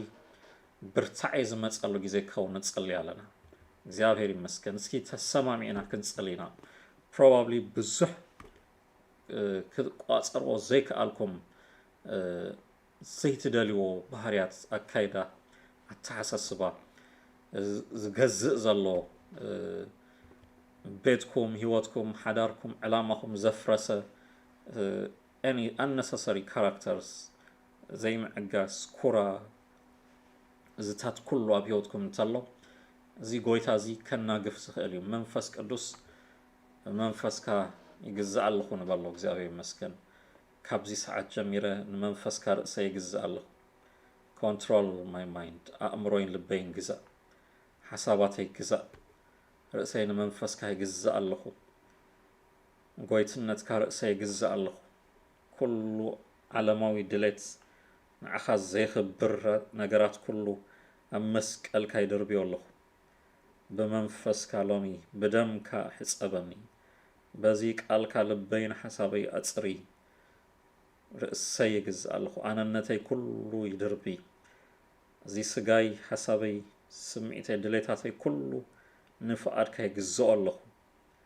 ንዓኻ ክእዘዝ ንትምኒተይ ከይእዘዝ ንፍቓድካ ርእሰይ ይግዛእ ኣለኹ ፍቓድካ ኣብ ሂወተይ ይፈጸም ድሌትካ ኣብ ሂወተይ ይገበር ሎሚ ሓይሊ ጸልማት ዘበለ ኩሉ ይቆራረጽ ካብ ሂወት ኣሕዋተይ ይጽልይ ኣለኹ ናይ መናፍስቲ ስራሕ ጸላኢ ዝተኸሎ ዘበለ ኩሉ ብዕሽነት ብምትላል ዝኣተወ ሲስተማት ኩሉ ሎሚ ክንቃል ንጸልይ ኣለና ፈውሲ ይኹን ምንጋፍ ይኹን ጥዕና ይኹን ምንጋፍ ይኹን ብስም ኢየሱስ ንጸልይ ኣለና ኣምላኽ ዘየኽብር ዘበለ ነገራት ኩሉ ዝጸርየሉ ግዜ ይኹን ብኢየሱስ ክርስቶስ ስም እግዚአብሔር ኣምላኽ ነብሶ ከፍ እዚ እግዚአብሔር ኣብዚ ዘመን ዘተሳእካዮ መንእሰይ ንክብርኻ ዝጎየሉ ግዜ ክኸውን ሓይሉ ማንም ከይበልዖ ንዓኻ ብዝመስል ባህሪ እናዓበየ እናወሰኸ ከይድ ብኢየሱስ ክርስቶስ ስም ንህዝብኻ ብስምካ ንባርኾ ኣለና ብኢየሱስ ክርስቶስ ስም ናይ ክርስቶስ ባህሪ ኣዝዩ ኣፍራይ ውፅኢታዊ ዝኾነ ሂወት ኣካይዳ ኩሉ ዝግለጸሉ ግዜ ይኹን እግዚአብሔር ይባርኽኩም ናይ እግዚአብሔር ጸጋ ናይ መንፈስ ቅዱስ ፍረ ናይ መንፈስ ቅዱስ ክብሪ ብርሃን ናይ ክርስቶስ ኣብ ሂወትኩም ዝግለጸሉ ግዜ ይኹን ብብዙሕ ጸጋን ክብርን እናወሰኽኩም ኪዱ ክርስቶስ እናደመቐ ኣብ ሂወትኩም ፍልጠቱ እናወሰኸ ኣብ ምልኣት እናዓበኹም ኪዱ እግዚአብሔር ይባርኽኩም ጸጋ ኣምላኽ ምስ ኩልኹም ይኹን ብለስ እዩ ጎይታ ይባርኽኩም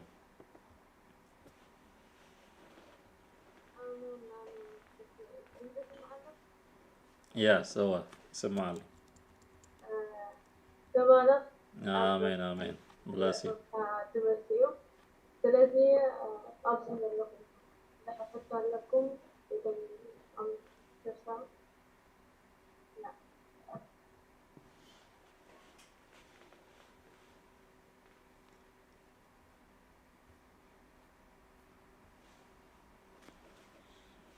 Amen.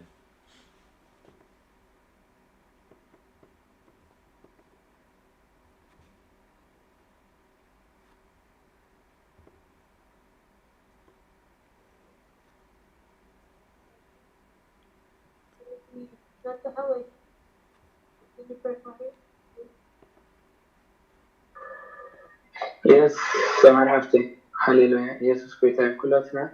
نتسألي هللويا سلازي دنك تمرتي سلازي نبرنا جزء انفس قدوس كمهرنا سلازي فتوى هللويا فاستر كويتا يباركا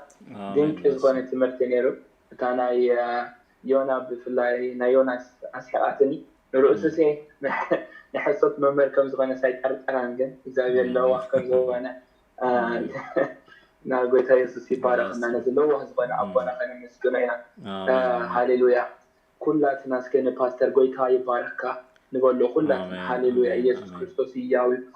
እግዚአብሔር አቦነ መስከና ካን ባረከ ካን አሎና ሃሌሉያ ስለዚ ማርከና ሃሌሉያ ናይ መንፈስ ፍሬ አብይወትና ክድለት ስለዘለለኸ ሃሌሉያ ብጻዕሪ ስለዘይኮነ ብመንፈስ ካገና ሃሌሉያ ብኡ ስለዝኮነና ተመስገን ሃሌሉያ ስለለውሃት ስለፍቅሪ ስለ ሃሌሉያ እምነት እግዚአብሔር አቦ የነመስከና ካለና በቃ ንዓፋ ክንመስል ሃሌሉያ ንወድኻ ክንመስል ሃሌሉያ ስለዘለለኸ ከምቲ ሰራሕ መሬት ሃሌሉያ ንአብሑ እግዚአብሔር ሆይ ከምቲ ዝለለው ገሩ ዝሰርሑ ሃሌሉያ አብኢድካ ሃሌሉያ ብቃልካ ስለተሰርሓና ዘለኻ ሓጥበና ስለዘለኻ እምሮና ስለትሕድሰና ዘለኻ ተመስገን ከምኡ ሃሌሉያ ብቃልካ መንፈስ ሃሌሉያ ስለ ሃሌሉያ كم حدثنا زلوا لك إجابة نبارك ناتو نجل كإجابة ربي تتحدث يوم عنتي متسلي قالنا بجيتا بيتو يتحدث حيوي يتحدث أقول قلتو يتحدث ساعاتو يتحدث بجيتا بإيسوس كريستوس إجابة ربي هاليلويا ما حدا سلزبنا إجابة ربي ما حدا زمن سلزبنا نمسكنا كقالنا بجيتا بإيسوس إتهم أملاكم زتبيو حيلهم يحدث كم نسري هاليلويا بقنا في بركم استسحب هاليلويا يوم عنتي هاليلويا حالنا زحدث له هاليلويا رأينا زحدث له مع الكسل زبنا بجيتا بإيسوس نمسكنا كلنا منفس قدس نملك كلنا منفس قدس ودسك لنا منفس قدس هاليلويا تبارك بيسوع كريستوس آمين آمين bless you thank you آمين pastor تبارك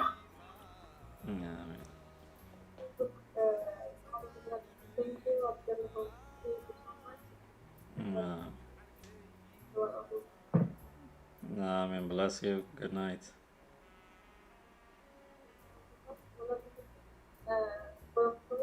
Dr. Howard, thank you. Thank you so much. And yeah, have a